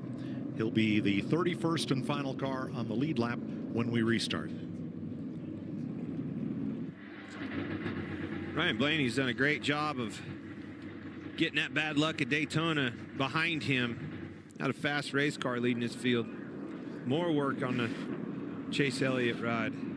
Yeah, when you crash like that, you got to start adjusting things, whether it's hitting the ground or whatever the scenario is that they're in. You got to start making adjustments to the car to cater to whatever situation that you're in. But I just can't stress enough. You see a lot of these cars sitting on pit road making adjustments to their cars, more repairs to their cars. The drivers are absolutely miserable right now. It'll be fun to watch. I'm here for it. I'm glad I'm up here because I'm liking that seat better now. Those 4 races that I drove here were the most uncomfortable that I've been in a race car in a long time. All right, let's go from miserable to happy. Spring football. That'll put a smile on your face. And it's about to hit a whole new level as the USFL and XFL come together to unleash the United Football League. March 30th on Fox. USFL champion Birmingham takes on XFL champ Arlington.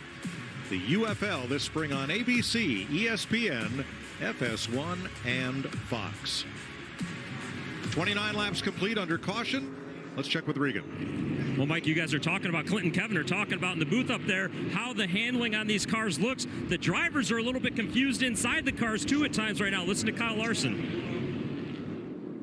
Ride quality is just normal. Like, you feel the bump. I'm sure if somebody's tucking behind me, it'll bother me, but where we're at right now in the race, it's not a big deal. At the door, make sure you're all dogs.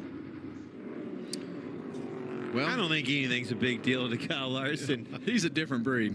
He really is. He can drive a loose car better than anybody in that field, but it's not going to be as comfortable when they start pushing and shoving on you. So it's not the most comfortable you're going to be in a car. Regan? Well, Kevin, there was a little more to that radio also. He was strictly talking about how weird the car was aero-wise. He couldn't really describe the aero and what it was causing. Of course, he was talking about the bumps after that aero discussion, but a lot of kind of guessing and question marks on his head there, it sounded like. Well, that's typical for this place because, as we just saw with Chris Buescher, when that car gets staggered to the right, it puts air on that right front fender, and then if you're loose, it'll just turn that car around. If you are shooting low like they were to pass each other at the beginning of the race, you get those great runs from the guys lifting. So this is the weirdest racetrack from the driver's seat, and I don't think that's going to be the last confusing comments that we hear out of the drivers today. A lot of penalties. Chris Buescher, commitment line violation. Noah Gregson, Alex Bowman, Tyler Reddick, Daniel Hemrick pitting too soon. And John Hunter Nemechek, too many men over the wall. You knew it was going to be this way. You're sitting here listening to all these drivers when we were down there on the starting grid before the race, Kevin, and you know it's the plan, right? Even within organizations, you had cars that were at the front with speed. You had cars at the back that were planning on, all right, those guys are going to be in trouble, and we're going to blow their doors off 15, 16, maybe 20 laps into these runs, and that's exactly what you're seeing. Some of these guys, it's playing right into their plan, and some of them, boy, they got the And that sun has been out. And the other thing that we haven't talked about is the aging of the racetrack. And we see that it's grayer than it has been in the past. And that's the part that the teams can't really measure is, okay, what's that grip level going to be with the racetrack sitting around over the winter, and now we're here. And now the sun, we heard Kyle Busch talk about it on his pre-race interview, the sun has been out. When that track temperature goes up, the track loses grip. So there's a lot of things that go against handling, and we've covered the balance of speed and handling with what you put in the race car. But this is way worse than I think a lot of these guys were anticipating. Pretty much tells the story right there. 16 laps and 14 have been cautioned. And we remind you, no practice, not before qualifying, and no final practice. Well, let's try again, boys. Blaney and Larson on the front row, 30 laps complete. We're halfway through stage one, and we're back under green.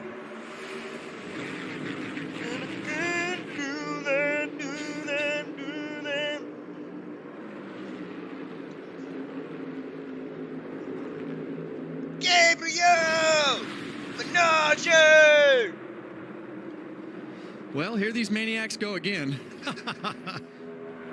Hey, bro, you got that long cord? I am impressed with the speed that McDowell's car had and his ability to stay up there, right? You know that car has the drag out of it because it posted the big laps that it did.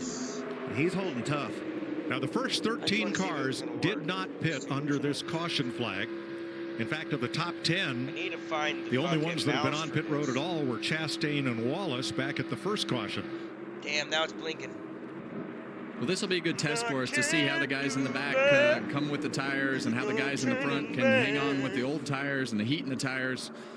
We still 28 laps based upon how everything has gone so far in this race. 28 laps is a long ways for us to go. Another thing, manufacturer conversation. We've seen these Mustangs out front. We've seen Busch and Larson out front with their Chevrolets. What we haven't seen much of is Toyotas. And don't look long, this Denny Hamlin in 11 is marching slowly but surely right to the front. Jamie Little. How about Ryan Blaney running up front, had a great qualifying effort. And how about having a brand new spotter at 2 drafting tracks to kick off the season? He's got Tim Fito up and talking. Say hello to the that camera. Used to be Kevin Harvick's spotter. Hello, doing a great job navigating his driver up front right now. Ryan saying he just needs a little bit front end. He wants it to work a little bit better. We're hearing that from a lot of drivers at this point, Mike. Well, that's pretty typical at this racetrack, and that's why you'll hear a lot of these guys let off getting in the corner, trying to get that front end set to make that front end turn. But with this next-gen car, the front end is definitely the end of the race car that needs more grip. And it just, you know, it's hard to make the front do what you want it to do. So you got to let off that throttle, get the front end set, maybe tuck that left front fender out, the right front fender out. Questionable based on Chris Buescher's spin. So that's what I was going to say. You step over the line that much, and now all of a sudden those front tires are working way better than the rear can't keep up with it. Well, Chris Buescher spins out. If you watch that 5 car of Kyle Larson, we noticed him down here in 3 and 4. He was up the racetrack, and he's testing the waters up there to be able to let that car sail up the racetrack. And we saw that in a couple races here last year. Martin Truex and some of those guys would run that 3rd lane. I think that'll become more used as the race goes on. Yeah, in particular on the long runs. When tires wear out, you don't want to shoot to the bottom, because if you don't clear them and get up in front of them, you're in trouble. You can get to the right rear corner, much like Logano did when he won this race a year ago. Like, that's how you've got to get out and get the job done, make the pass for the win. Now, of the cars that stopped on this caution, William Byron is the furthest forward. He's in 11th place. Now back to 12th. Byron, Logano, and LaJoy are the cars moving forward on fresh tires from this last caution. Baby, I'm too good for you. Somebody's playing that outside. My neighbors are playing chair. But moving forward here, not nearly as easy as it is at Daytona. Yeah, and you hear Corey LaJoy way out of the gas right there. And like you say, Mike, when these cars get single file like that, there's really nowhere to go. So you just have to, you're at the mercy of the car in front of you, and you just try to do your job and keep your distance the best that you can. They go get me a cup of water. Hearing how much he's lifting Corey LaJoy riding along, pedaling that thing a lot. Trying to stay out front of the rear bumper. As we go to turn 3, you're going to hear him lift again. You're going to see the throttle percentage come down because it's a really flat entry, and you got to keep the nose of that car. You got to get some air on it to let it turn down the racetrack. So that's what they're lifting for right now, is to try to get the front to turn. And just like Daytona, the double line at the bottom of the racetrack, that is out of bounds. The line is part of the racetrack. You dip a tire below it, and the penalty police are coming for you.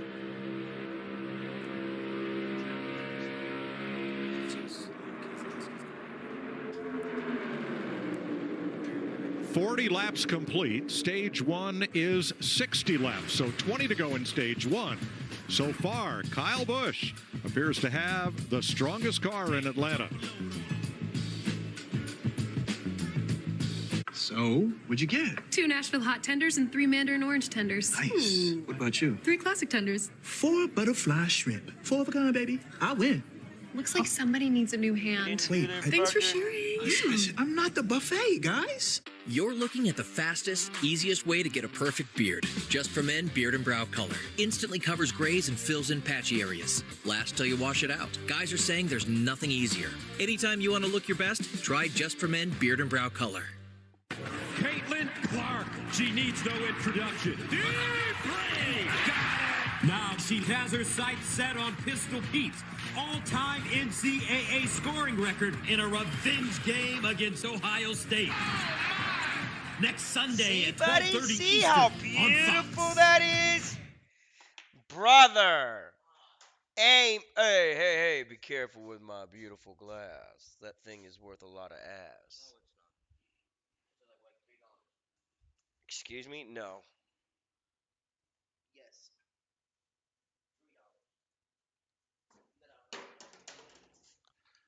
Why do you act like this, sir? What happened to my shit? Oh. Okay.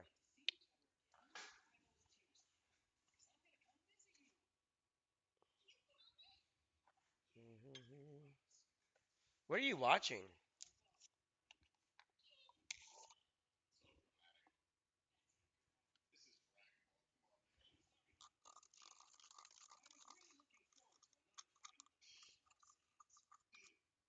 This is what are you watching, Gabriel? That is like the softest Dragon Ball I've ever heard. I'm sorry, Vegeta. Like, I'm sorry. I'm sorry that today I just couldn't fight you. You know, it's National Don't Fight Day. Like, shut up. I like all the people that pop in and out, don't say nothing while they're sitting here, but just watch. Besides one person I know. But did he?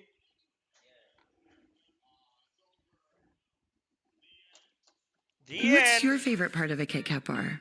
My favorite part of a Kit Kat bar? Nope. The inside. Is when I have to be placed up against the wall. No, the stuff in between the wafers. Oh, the in-between stuff. Have a break. Have a Kit Kat. Now try new chocolate frosted donut. Let's smoke a bone. Welcome back to the Ambetter Health 400 in Atlanta. 45 laps complete. New leader, Michael McDowell. Drove to the front past Ryan Blaney and Kyle Larson. Pole sitter out front and leads his third lap of the day. All right, we had some radio from the crash back at lap 2, that huge pileup. We'll hear from Austin Dillon and his team and from Martin Truex.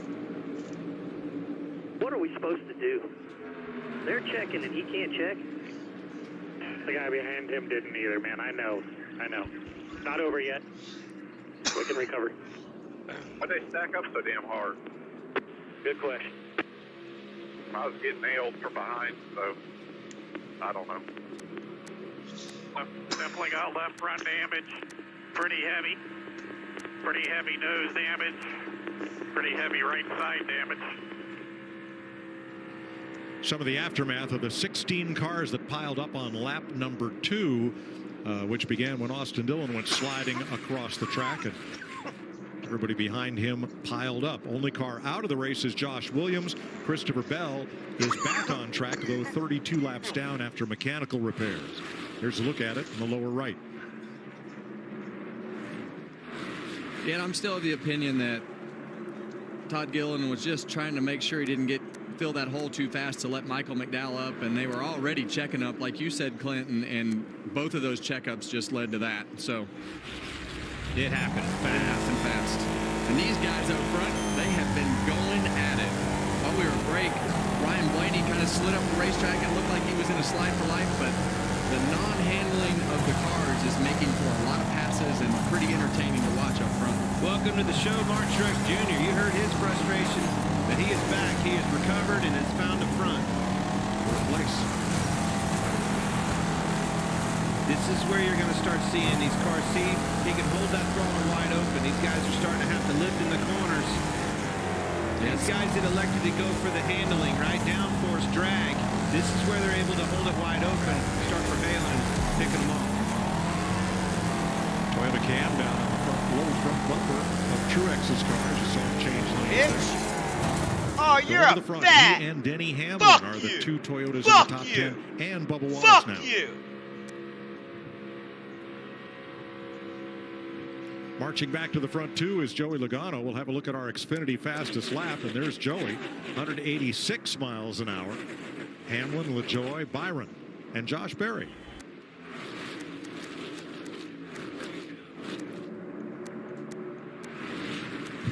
Here we go, that third lane through 1 and 2. Ross Chastain all the way at the top. We're 3 wide down the back straightaway.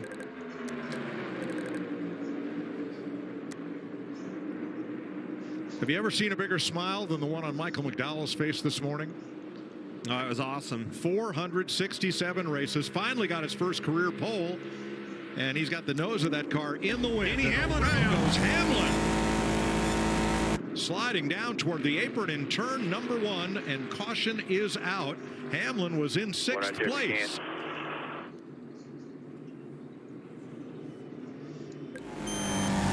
Hamlin was up in that lead pack. Trying to fire back up the extra fuel in the pipes. And our safety team there quickly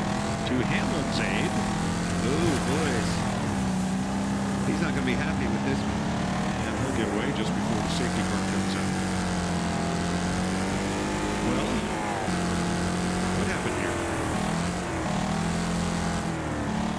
Well, you can see him and Kyle Busch on the bottom. Kyle comes up, gets into his left rear corner, turns him around.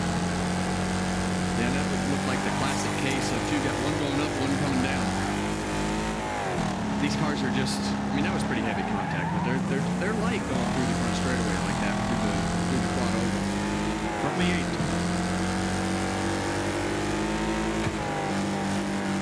It pulled him in. You could hear him lift, too.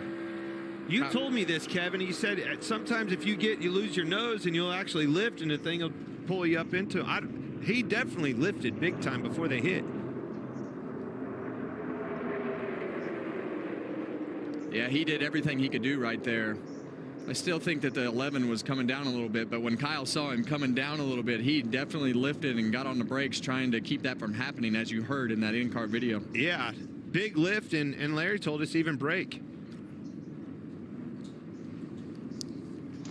Remember that trash talking we were talking about? I think that's what's happening right there, Kevin. I feel like that's how I live in the TV compound.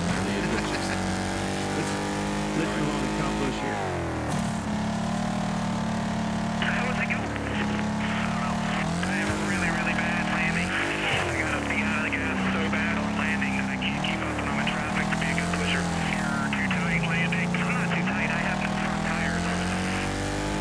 Very typical, and that's what we were talking about. That's why these guys are lifting before you get to the corner, because the front tires just will not turn. You got that big spoiler on the back of the car, and those cars in front of you poking a big hole, and it just makes the cars really hard to turn because there's no air on the front tires. Let's ride with Denny Hamlin. Well, Kevin, he said he definitely moved down a little bit. Obviously caught Kyle Busch off guard. I don't know if it was a block or just didn't know he was there. Jamie? Well, Denny came on the radio and said, I don't know what happened. I thought I was clear. And he also said I was edgy free right there. Definitely wasn't clear. Edgy free. That's my favorite word, because that is the exact comment that I guarantee you're hearing in a lot of cars when they're not behind somebody. Nobody's happy about this except Austin Dillon. He will get the free pass. Larry? Yeah, this may be where we see one of our Cracker Barrel on the menu race strategy. If you're back in the pack and you don't feel like you can score stage points, flip the stage right here. Come to pit road, get your tires, get your fuel, and then you'll stay out at the stage rate, which we're seeing right now. A lot of them coming to pit road that was back in the pack. Well, to his point, Mike and Clint, that's what you want to do. But the guys that stayed out, they are going for those stage points because they're in position to be able to score points and protect themselves in case something happens at the end. So the top 9 stay out on the racetrack. We're under the 3rd caution of the day in Atlanta.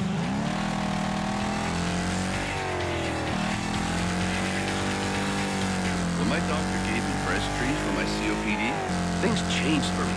Ptsd gave me better breathing, symptom improvement, and reduced flare-ups. Ptsd won't replace a rescue inhaler for sudden breathing problems. It is not for asthma. Tell your doctor if you have a heart condition or high blood pressure before taking it. Don't take Ptsd more than prescribed. Ptsd may increase your risk of thrush, pneumonia, and osteoporosis. Call your doctor if worsened breathing, chest pain, mouth or tongue swelling, problems urinating, vision changes, or eye pain occur. Ask your doctor about Ptsd. There's your biggie bag. Food for $5. That's my go-to. That's a lot of Dodge. Just like you and me. Bag boys. Bag boys, what you gonna do? What you gonna do when we bring your food? Go biggie and get all this with the JVC for just $5. You need T-Mobile home internet with 5G. Wait, T-Mobile has home internet? What a feeling to have T-Mobile now. I was looking to get a new truck, so I raised my credit scores with Experian Boost. Now, Experian Boost is even better, because my monthly insurance payments can help me build credit. Instantly. Free. More ways to build credit. Download the Experian app. Introducing the most powerful Tacoma ever. With the shut the front door handle. Also known as the Seriously Wrong handle. Or the whoa, whoa, whoa, whoa, whoa handle.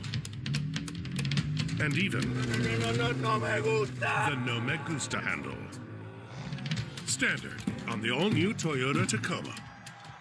The XFL and the United States Football League have announced plans to merge. A move that ensures spring football is here to stay. This is an iconic moment. With excitement from fans all across the country. Let's ball out, baby! This will bring together two of the best spring leagues we've ever seen. It's a win for football and for fans. The United Football League has arrived. There's no doubt spring just got stronger. Here we go. There are giants among us. They are the men and women building our Navy's next generation submarines. They are giants in what they do because they work in a place where they can grow, where they can learn the skills to build careers as powerful as the beasts they forge. We build giants because it takes one to build one. We all love the underdog stories and the new guy stories. Everybody was sitting on pins and needles. He's gonna get him, though. Here they go. And then it just erupted. Gordon got loose. It's Harvick. Harvick by inches. Harvick by inches. It was like a spiritual moment. What could be more special? I think that's kind of what the sport needed. Basically healing NASCAR Nation. Surprise you guys, yeah. How are you? Nice to see you guys. How you doing? See, you're not the only one that can go in the infield. So you just snuck up behind them as they're shooting that piece? Yeah, they had me come in and just sneak up behind them. Those were ticket holders, and that campsite that we were at had been there since 1990. Very cool. Father, son. Still here. Yeah. Father-son duel. Same spot. That's what the sport's found on, man. There's so many of those great stories in the infield of, you know, the grandpa took the son, and now the grandson's there, and they're all doing it together. Love those. And you know, if that was a long time ago, Kevin. So it was a long time ago. It's probably a grandpa scenario. And I loved coming to Atlanta and got my first win here. Had a lot of success here, and I can tell you that this is not your grandpa's Atlanta. I know that's what you want to call me. Hey, 1,300 laps led. That's the impressive stat. 3 wins. Awesome, but you probably should have won 13. You had 13 of them won, and scenarios just didn't play out. I remember, pits once and caution, untimely cautions would bite you. Good runs, though. Awesome track for you. All right, penalties. All pitting too soon. Bowman, Preece, Nemechek, Reddick, and Hamlin will all start at the back. Of the top 10, only William Byron has been in the pits since lap 7. From Joey Logano on back, everybody stopped on this caution flag, and there'll be 2 to go in the stage. Elbows up, Kevin. Oh, my gosh. 2 laps to go. Stage points on the line. Look at Logano. Uh-oh, maybe another lap here. Is he going to be able to get it? Yeah, lights are on the pace car. Yep. They waved it off. One more lap. All right. You already see Logano. Can you believe, starting at the back, the wrecks, 2 wrecks we've had, the big one, he survived all of it. Now he's in a place where he can get stage points in this first stage. Unbelievable. Well, he had a little bit of fortune go his way, and everything has worked out, but it's going to get dicey here at the end of this stage. You think? It's 1 lap, and these guys are going to have to push and shove and do everything that they need to do to try to win the stage and get the most points that they can. And most of those guys in the front are on old tires. That's just it. They actually, Kyle Busch, 5th place right there, they wanted him to pit. He stayed out trying to go for these stage points. Adding another lap to this might play right in his playbook where he can do it. Let's listen along. Just total 1. He stayed out. Was I not clear? I said if you can restart on the front row, you can do it. But if not, bring it to me. I know, I heard you. That's why I said pit, 5 reds. Well, that was the crew chief and the spotter. That extra lap helps this scenario. He'll be able to hold on for a lap here. It's Kyle Busch. Make some good moves here, get some stage points, make up for it. They will race 1 lap. Yikes! Exactly. That's all. I don't even know what else to say. No, you're right. It's gonna be physical, and they're gonna push and shove and do everything they can to get themselves as close as they can to the front. But when this is over, those first 10 guys or so are gonna get cycled to the back. because of pit strategy. And those 10 are on worn tires, new tires behind them. Let's drop the green for one lap to the end of stage 1. Blaney outside of McDowell.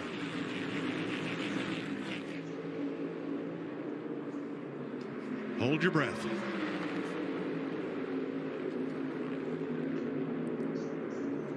Big gap on that outside. See them locked together on the bottom. 3 wide. Is that Reddick moving up?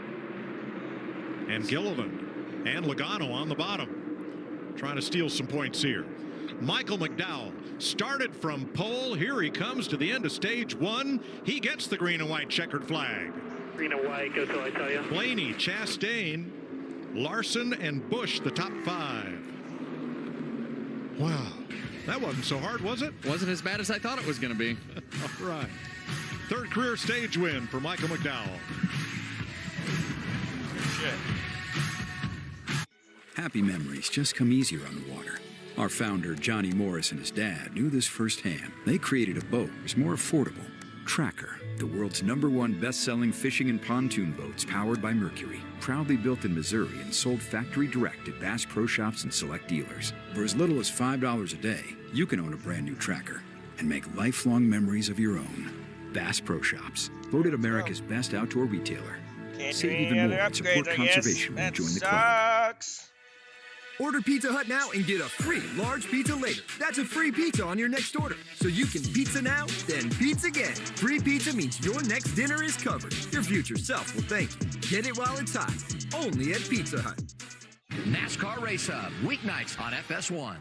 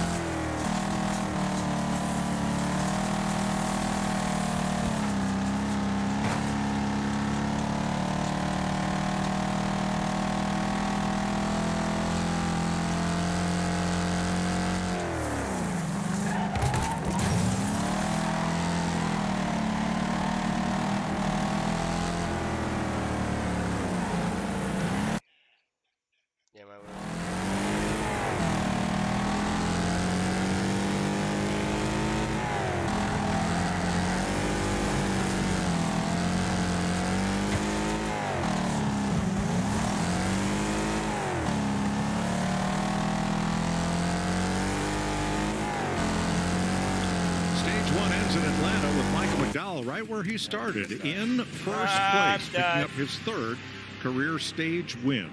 Let's go down to pit road. Jamie Little. Well, Mike, every week we always talk about how instrumental the pit crews are in this sport, but we don't tell you who they are or show their faces. Well, this year we're going to change that. We're going to introduce you to some of these pit crews. So first up, the Daytona 500 Championship team and the fastest overall pit crew in 2023, this William Byron's pit crew. Jeff Cordero, front tire changer. The New London Waterford Speedball 2019 Cup Series champion, Kyle Busch. Lauren Osofsky, rear tire changer. Cynthia St., Quebec, Canada. One of the true left-handed tire changers on pit road. Ryan Patton, tire carrier. The Ohio State University 2-time Cup champion with Jimmy Johnson. Spencer Bishop, Jackman, former tight end for the Wake Forest Demon Deacons. Landon Walker, Bueller, former Clemson offensive tackle, 2024 Daytona 500 champion. I love this. Where are you from? New London Waterford Speedball. That's in Connecticut. Nice little 3rd mile track. You know what I love? Yep. Athletes. Yep. Dudes are studs. All of them. Well, we definitely know the athletes are on pit road. That's for sure. Every team has somebody from somewhere, and those guys do nothing but train and study. Train and study. the true art of changing the tires and putting fuel in these cars on pit road. Unbelievable how fast they are. Hands. Man, they have fast hands. Tight end out there. How about that? That's cool. So, Larry, we expect the top 10 on pit road because most of them have not yet made a pit stop today. But what of the rest, those that stopped at lap 55? Yeah, I mean, if you're all the way at the back, come on in, top it off with fuel. But yeah, we only ran one lap, and no matter what, you're going to have to stop in this next stage because it is 100 laps. And remember, the fuel window is about 68 to 72 laps. Really gonna flip the script for these guys. You've seen all these guys have the affordability of the clean air. McDowell winning that stage. Larson's been up there. Kyle Busch has been up there. We mired back in traffic now, Kevin. Joey Logano's going to be second when this baby fires off and go green. Right behind, or right next to Todd Gilliland. So here they come, 45 miles an hour under caution around turns 3 and 4. That area 90 mile an hour speed limit on the apron for green.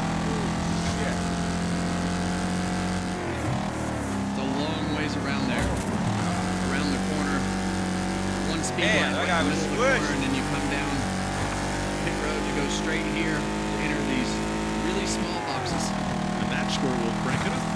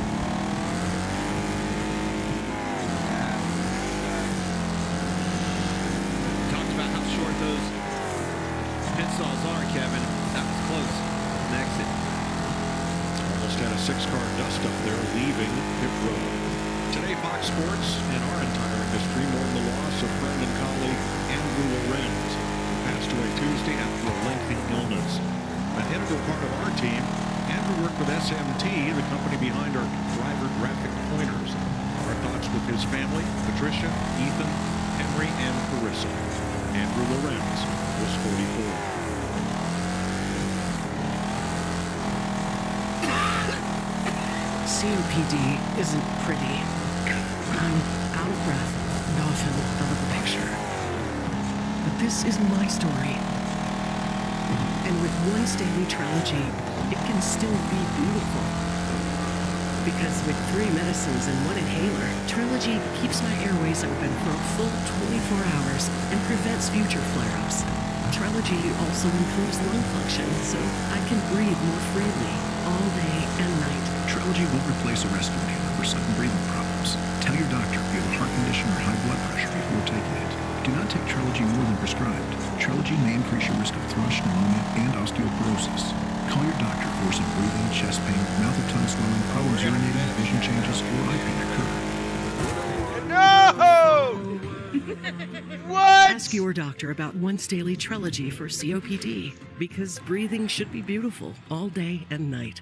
You give, and you give. This tax season you get with Straight Talk Wireless.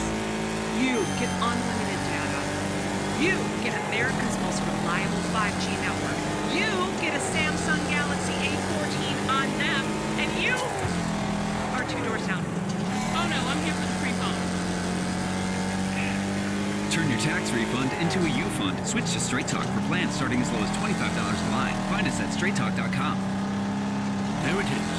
The classic Big Mac with more special sauce in every bite. We should have the tree. And there it goes. These are my best burgers ever. The Chevy Silverado. With available Super Cruise connected by OnStar. Only Super Cruise lets you drive hands-free and tow hands-free. It'll help you get to the adventure energized.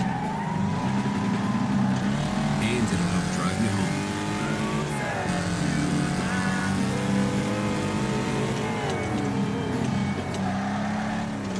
Ally has savings buckets to help you save for anything you want to buy.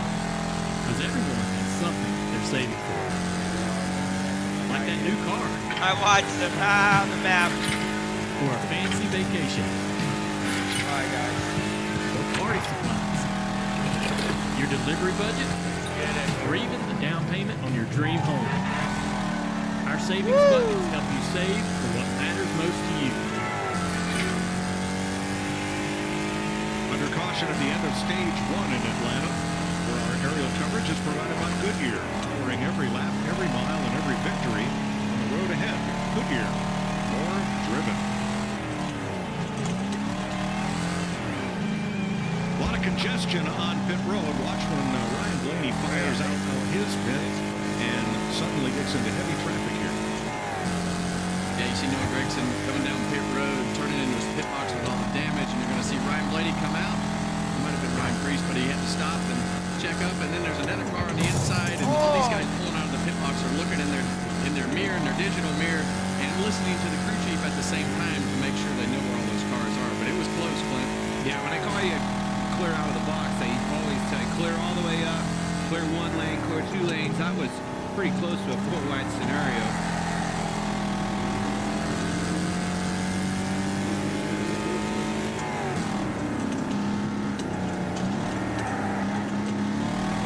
Jamie? Got it. A lot of adjustments this week at this racetrack in Atlanta. So let's recap a couple of them for you. Ross Chastain in the 1. He just told the team, I'm wide open in 3 and 4. I don't know what else to do. I don't know how I can move the air. So they gave him an adjustment just to try to help the handling. A wedge adjustment and 4 tires for him. Meanwhile, Martin Truex Jr., you talked about it, Mike, one of the many cars involved in that lap 2 incident, had a lot of right side damage, but he was able to fight his way up to 6th at the end of that stage. They worked on the car. He said, overall, it's pretty good. Just needs a little more grip. Regan? Larson fighting a race car that's a little bit too aero tight for him right now. Said he feels like he needs front downforce. Of course, they can't fix that right now. Cliff Daniels said, I'll do whatever I can with other adjustments to help you out there. The 34 of Michael McDowell, very good with his car. A little loose up top, no adjustments. He likes it. And a long pit stop for the 8 of Kyle Busch. They went under the left front of the race car. They wanted to work on the left front shock. Felt like the nose was floating too much. He couldn't get consistency. Take the time now to go ahead and fix it for later in the race.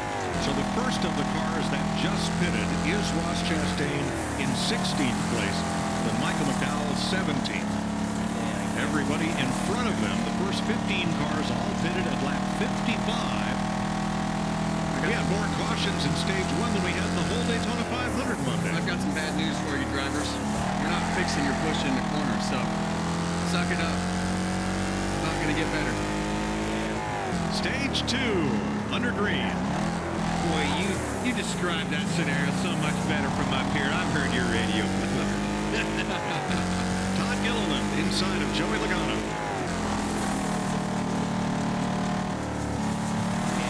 Corey LaJoie inside the Busch. Chris Buescher up on the outside. Here we go. 3 wide. Daniel Suarez with Ty Gibbs pushing him down the back straightaway. Corey LaJoie down to block. I like what I saw right there. Ty Gibbs' spotter told him, all right, coming to LaJoie, talking about Suarez in front of him. That was heads up, spotting and driving there.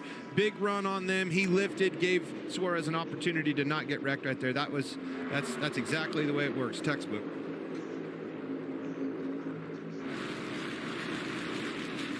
Can't see through those cars. When you're pushing somebody, you need to know what's in front of him.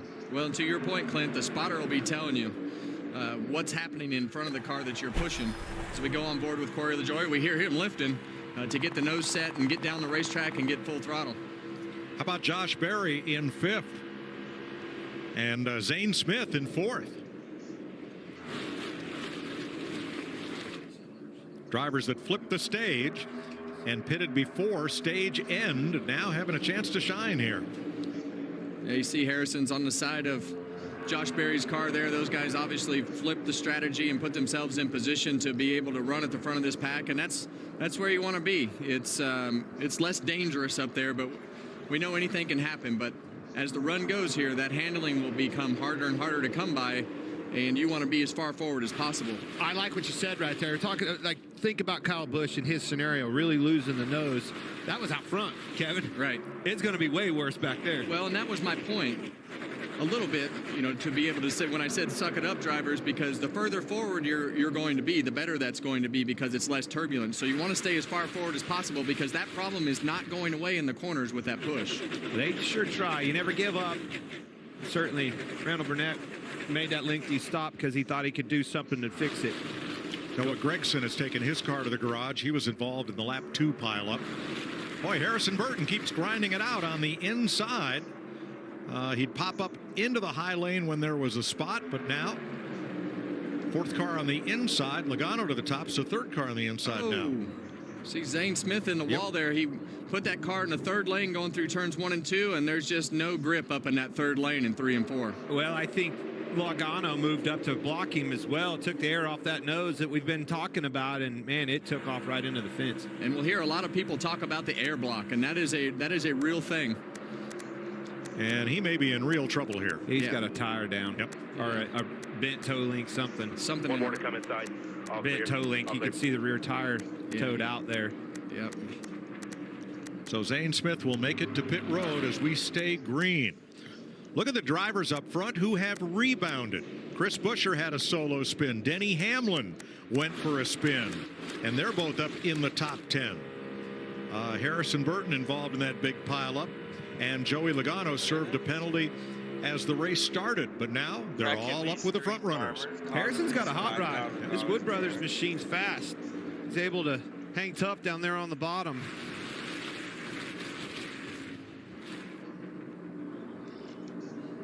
And the hometown hero, Chase Elliott, up into the top 5. He had to start in the back after they changed an engine sensor this morning, an unapproved adjustment. And he also got caught up in the first melee of the day. They have worked on that car. You can see how low the splitter is on the left front. They've been under the hood on that thing, under the right front. Whale of a job by that 9 crew getting that thing back on this racetrack and competitive. Look, it's ground the splitter come off of it on the left, Kevin. Yeah, when you have an accident like that and you have something that's wrong, like the ride height of the car will be different now because that left front is so low. They've gone under and, like you said, make a lot of adjustments on that car to make it drive with what you have. I mean, once you start the race, you got to adapt to whatever you've got. 3 wide. Austin Cindric trying to shoot the middle in the number 2. Wow. Makes it.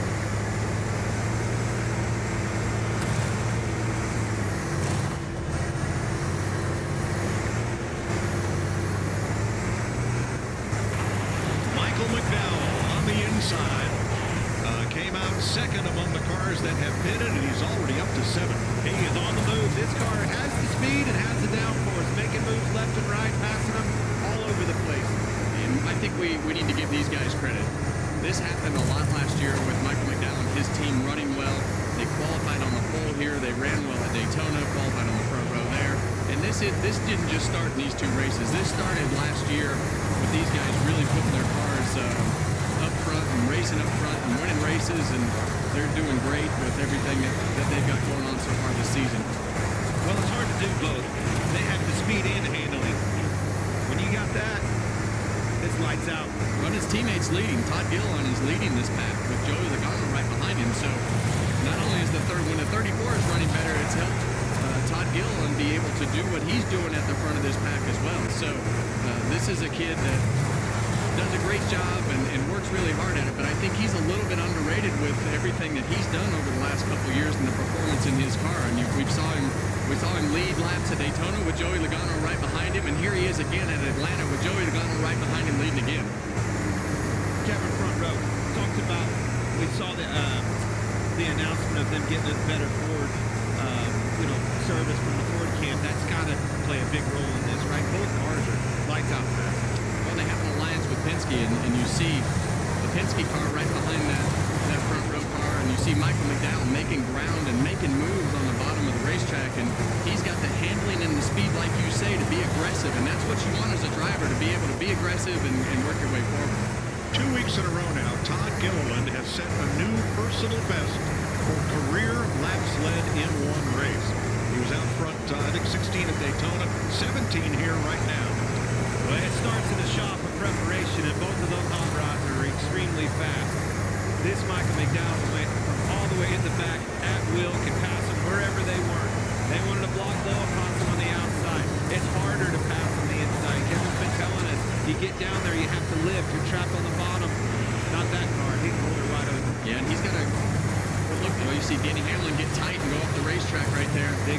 foot down to the throttle. What message does this send to the rest of the field that Michael McDowell can slice and dice right from back to front? I want what he's got. Yes. All right. 82 laps complete. Todd Gilliland has been out in front for the last 19. Michael McDowell, Joey Logano, Chris Buescher, 4 Fords leading the field in the Ambetter Health 400.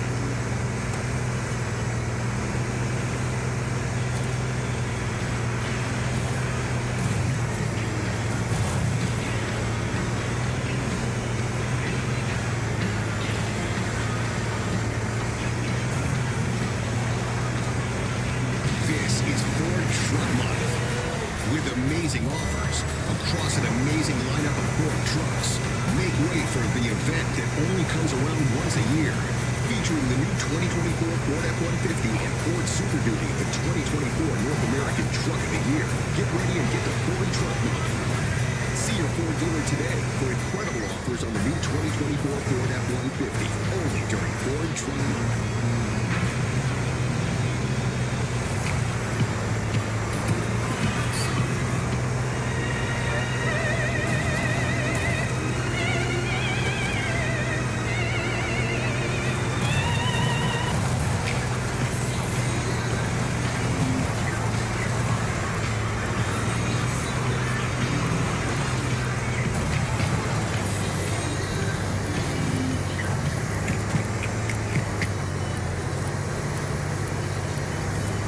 Wendy's breakfast 2 for $3 is so good, the crew is giving every combination both names. This square. Egg and cheese biscuit and sausage biscuit. 2 biscuits. I'm impressed Tyler was wearing that. No matter what you call it, choose wisely. Choose Wendy's breakfast 2 for $3. Oh, man. All the parts you need at the prices you want. Guaranteed to fit every time. So you can keep your ride or die alive.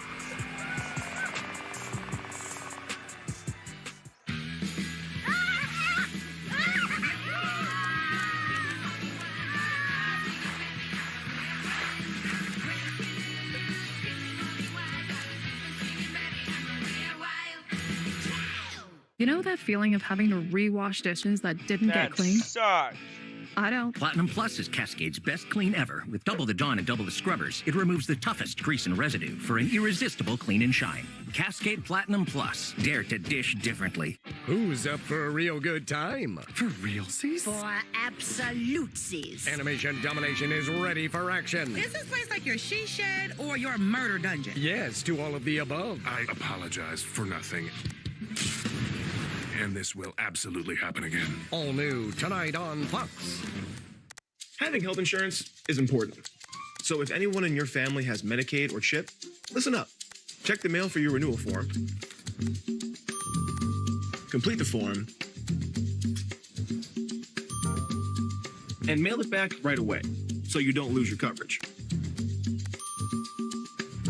If you do lose your coverage, visit healthcare.gov to see if you're eligible to enroll in a low-cost, quality health plan. Healthcare.gov. NASCAR on Fox is sponsored by Ford. Built Ford proud. 89 laps complete, 6 Fords at the front of the field. Gilliland, Logano, Buescher, Burton, McDowell, and Blaney. Denny Hamlin, the first Toyota, about 7th. William Byron, the first Chevrolet, in 9th. And up top is our Fox race tracker showing the caution periods and the green flag periods as this race unfolds. Todd Gilliland out front, leading more laps today than in his Cup career. Starting to see some noses floating off the corners, Kevin. I was watching Chris Buescher there off of 4. Thing really took off on him. Yeah, and sometimes it's that air block. He might have saw the guy on the outside coming too, but these cars are not going to handle well tucked up right behind each other, getting into the corner, especially into turn 3 because it's flat over there. There's a bump over there, and it just has everything go against making the car turn left.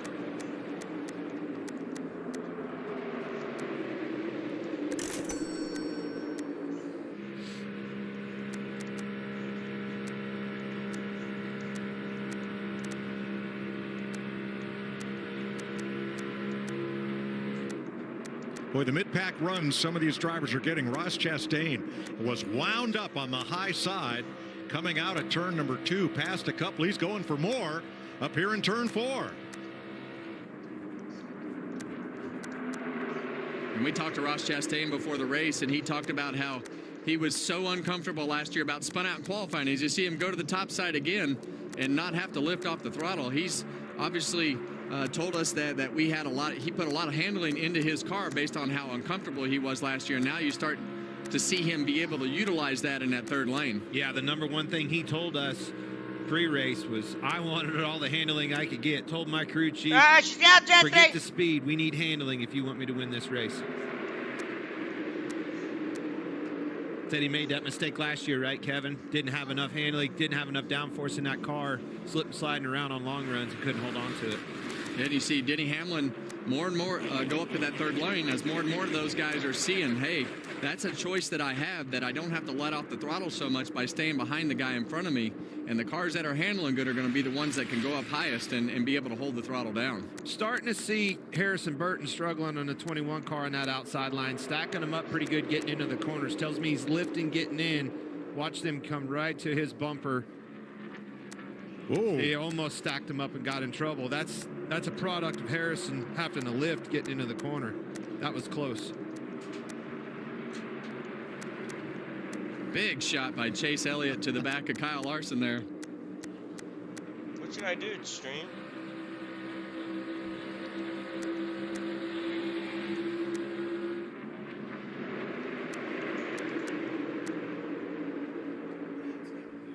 As we get towards the end of these runs, in the middle of these runs, Austin Cindric all the way up top as Kyle Larson has a little bit of trouble there in the middle of the corner.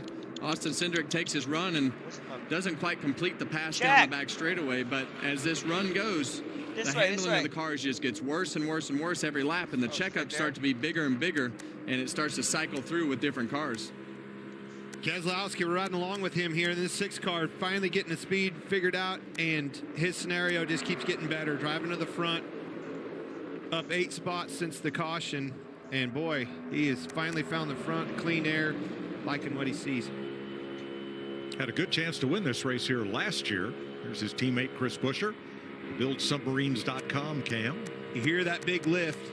If you can get to the outside of him, that's all it takes. Look, that McDowell car, we keep telling you how strong that thing is. As soon as you heard Buescher lift, look at McDowell, wide open.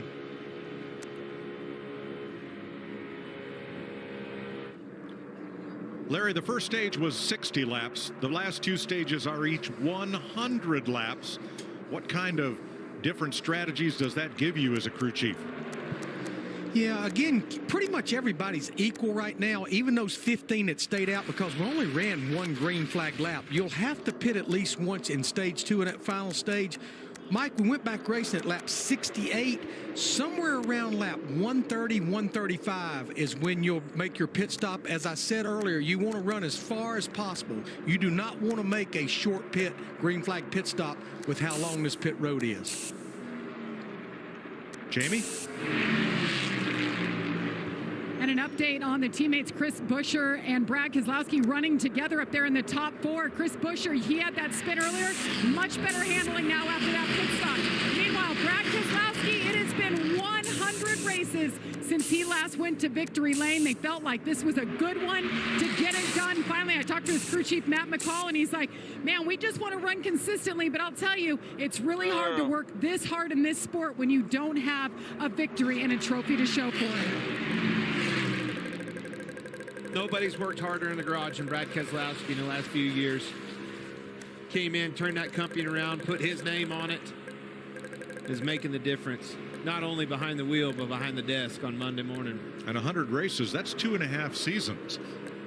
He's going to put this car in victory lane this year. Says he's not counting the races. I am. It's going to happen. He's counting running well every week.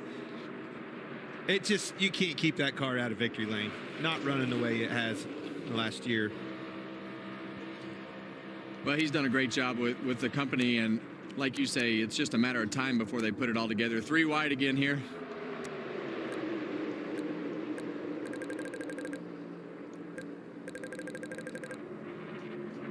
See Harrison having to lift again on that outside, stack Denny up behind him.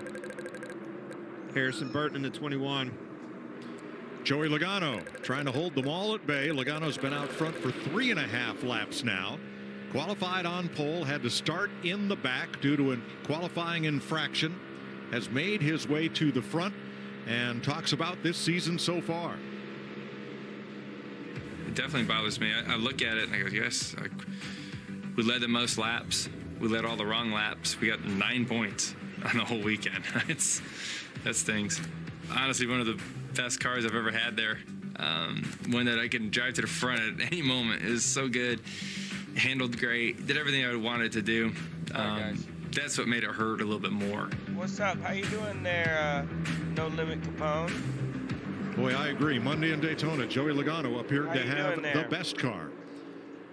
Just not all the way to the finish. Yeah, we see him at the front here again, and I feel like he got around Todd Gilliland because of the fact that he felt like Todd was lifting too much, and now Todd's on the bottom, and he's got clean air on the front of that car again, and can control that line a little bit better when he doesn't have to lift with being behind a car. But man, these guys are all over the racetrack, and I think what's happening is those runs are getting bigger because guys are lifting more and they're able to just carry that throttle in them. But we see more passes happening throughout the pack. They're definitely stacked up too.